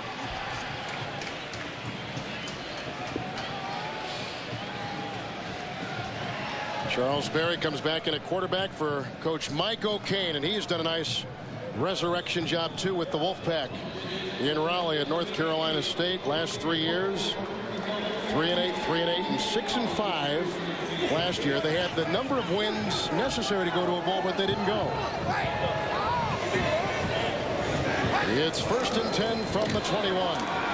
Pitch out goes outside to Roderick Johnson. Make it Jawan Clark. They've got 2 number 6s. And that is the one to carry the ball. But you've got to love college football. If you've got over 100 guys, you only have 99 numbers. Actually, they had, what, 7 pairs of duplicate numbers, and this is one of them. So I called the one number 6, and it was the other number 6. But there could be some strategy in this, you know, Kevin. If this could work, if you've got a player that's like thrown out of the game, if he's thrown out of the game, you could just change jerseys and change players, and they're getting back in the game with somebody else's number 6. Yeah, well, it doesn't make our job any easier, but does it? As they line up for 2nd down and 5. And they just dumped. You can see up at the top left-hand portion of your screen, Butch Davis just got doused. I think it was water. I don't think it was the Gatorade. Please reset. 25-second clock. Start over. That was Gatorade and water. It was both. He forced the Gatorade off. That was a winner, but he didn't see the second one coming. The water got him the second time. Yeah, you get sticky with the Gatorade, then they wash you off with the water. 2nd down and 5 from the 27. Hand off again to Clark. And he loses his hat.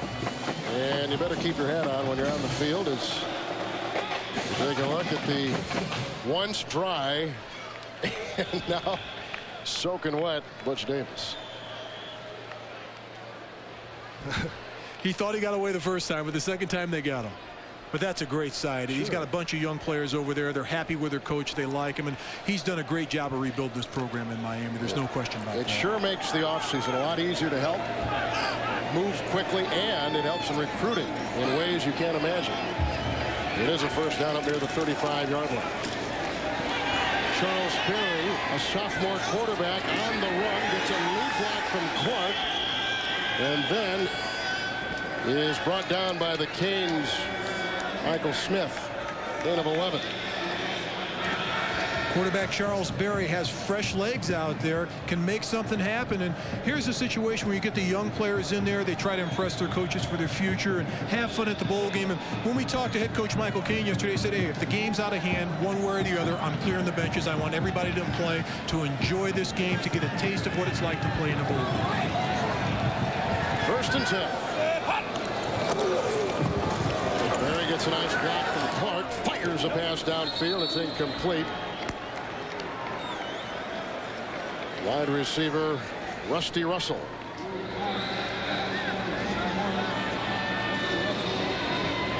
Edgerrin James, is this his last game as a collegian, or is it the beginning of a huge promotional campaign for the Heisman Trophy run for next year? I think he would be one of the favorites going into next season if he stayed in college ball. I think he's had to, particularly the last couple of weeks, the way he's played 299 yards against UCLA, having a great game tonight, and the way that he's matured over the last few years. He's ready for the NFL if he wants to go. They'll put Ron Dane up at Wisconsin for the Badgers in that as well. 2nd down and 10. Here comes Clark. He only weighs 176 pounds.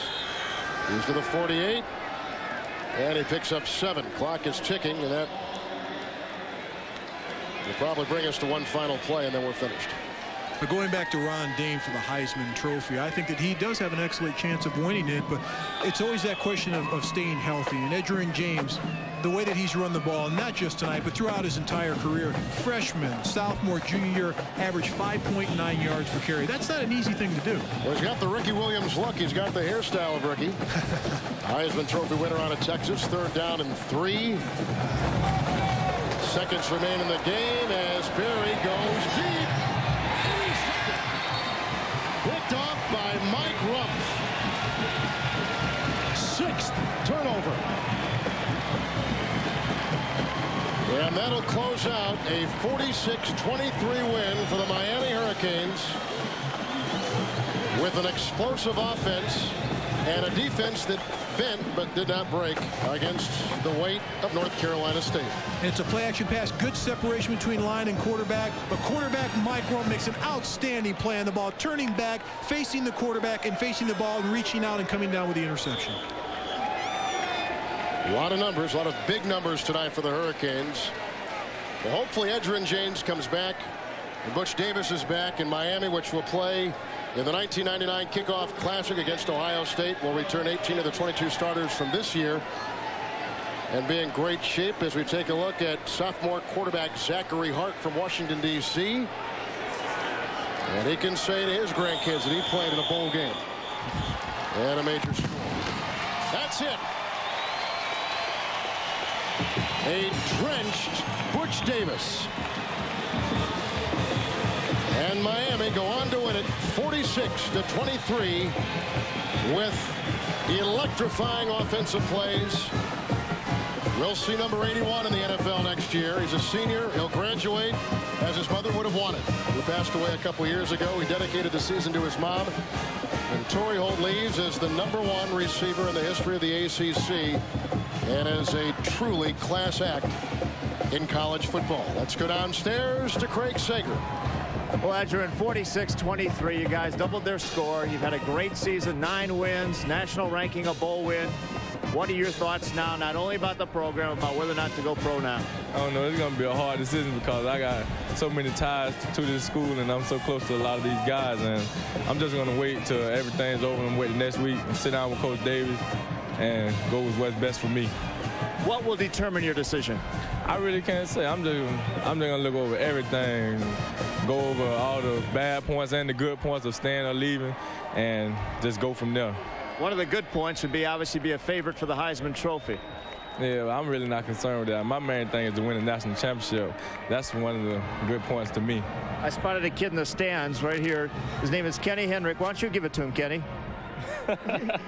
He made up a Heisman Trophy. It has your name on it. So if you come back next year, that can be yours. If you don't, you got a small one. I don't know what to say about this. I'm just going to wait till, thank you. I'm just going to wait the next week and make a decision from there. Whatever decision I make, I'm going to have to live with it, and it'll be the best decision for me. All right, thanks a lot. Good talking to you. Great game. Let's go back upstairs to Kenny. All right, Edgerrin James. He's named after his father, Edward German. So they got Edgerrin out of that. His mom gave him the name, and the name on the trophy for the Micron PC Bowl champion for 1998 will be the University of Miami. They get the win, and they're ranked 24th in college football, the AP poll. And let's go downstairs once again to Craig Sager. Well, on the stage right now, obviously, is Butch Davis getting ready to accept the award. Also, you see on the other side, Dwight Stevenson, the great all-pro center, was just newly elected into the Hall of Fame. The great former Dolphin, and Joel Kohler from Micron PC. Ready? Coach, Miami Flat came out to play tonight. Congratulations. Great game. Joel, thank you very much. On behalf of the University of Miami, we want to personally thank Micron PC for their great sponsorship, the people of Fort Lauderdale, the way that they treated our players. We had a wonderful week. It was a great experience. We were happy to be here and happy to be the champions. Thank you. Congratulations, Coach. Coach, obviously a great year, but everybody keeps speculating. Where do you go from here? You got 71 freshmen and sophomores, but you'll have other opportunities to go elsewhere. What are your thoughts? Well, I mean, the most important thing right now is for us to finish up with a great recruiting class. I can't say enough about the seniors on this football team, the great job they did leading this team. It makes for a great offseason. We're excited about next year, so it should be a lot of fun. Is your ambition to win a national championship at Miami, or is it to be a head coach in the NFL? Right now, all I'm concerned about is enjoying tonight's game and looking forward to getting on the road, going recruiting next week, and bringing some players back into Miami, give us a chance to win a national championship. Thank you very much. Let's go back upstairs to Kevin and Mark. Good questions, Craig. Thank you so much. A wonderful job by you on the sideline tonight. The Miami Hurricanes beat the North Carolina State Wolfpack 46-23, and we'll come back to Pro Player Stadium after these words.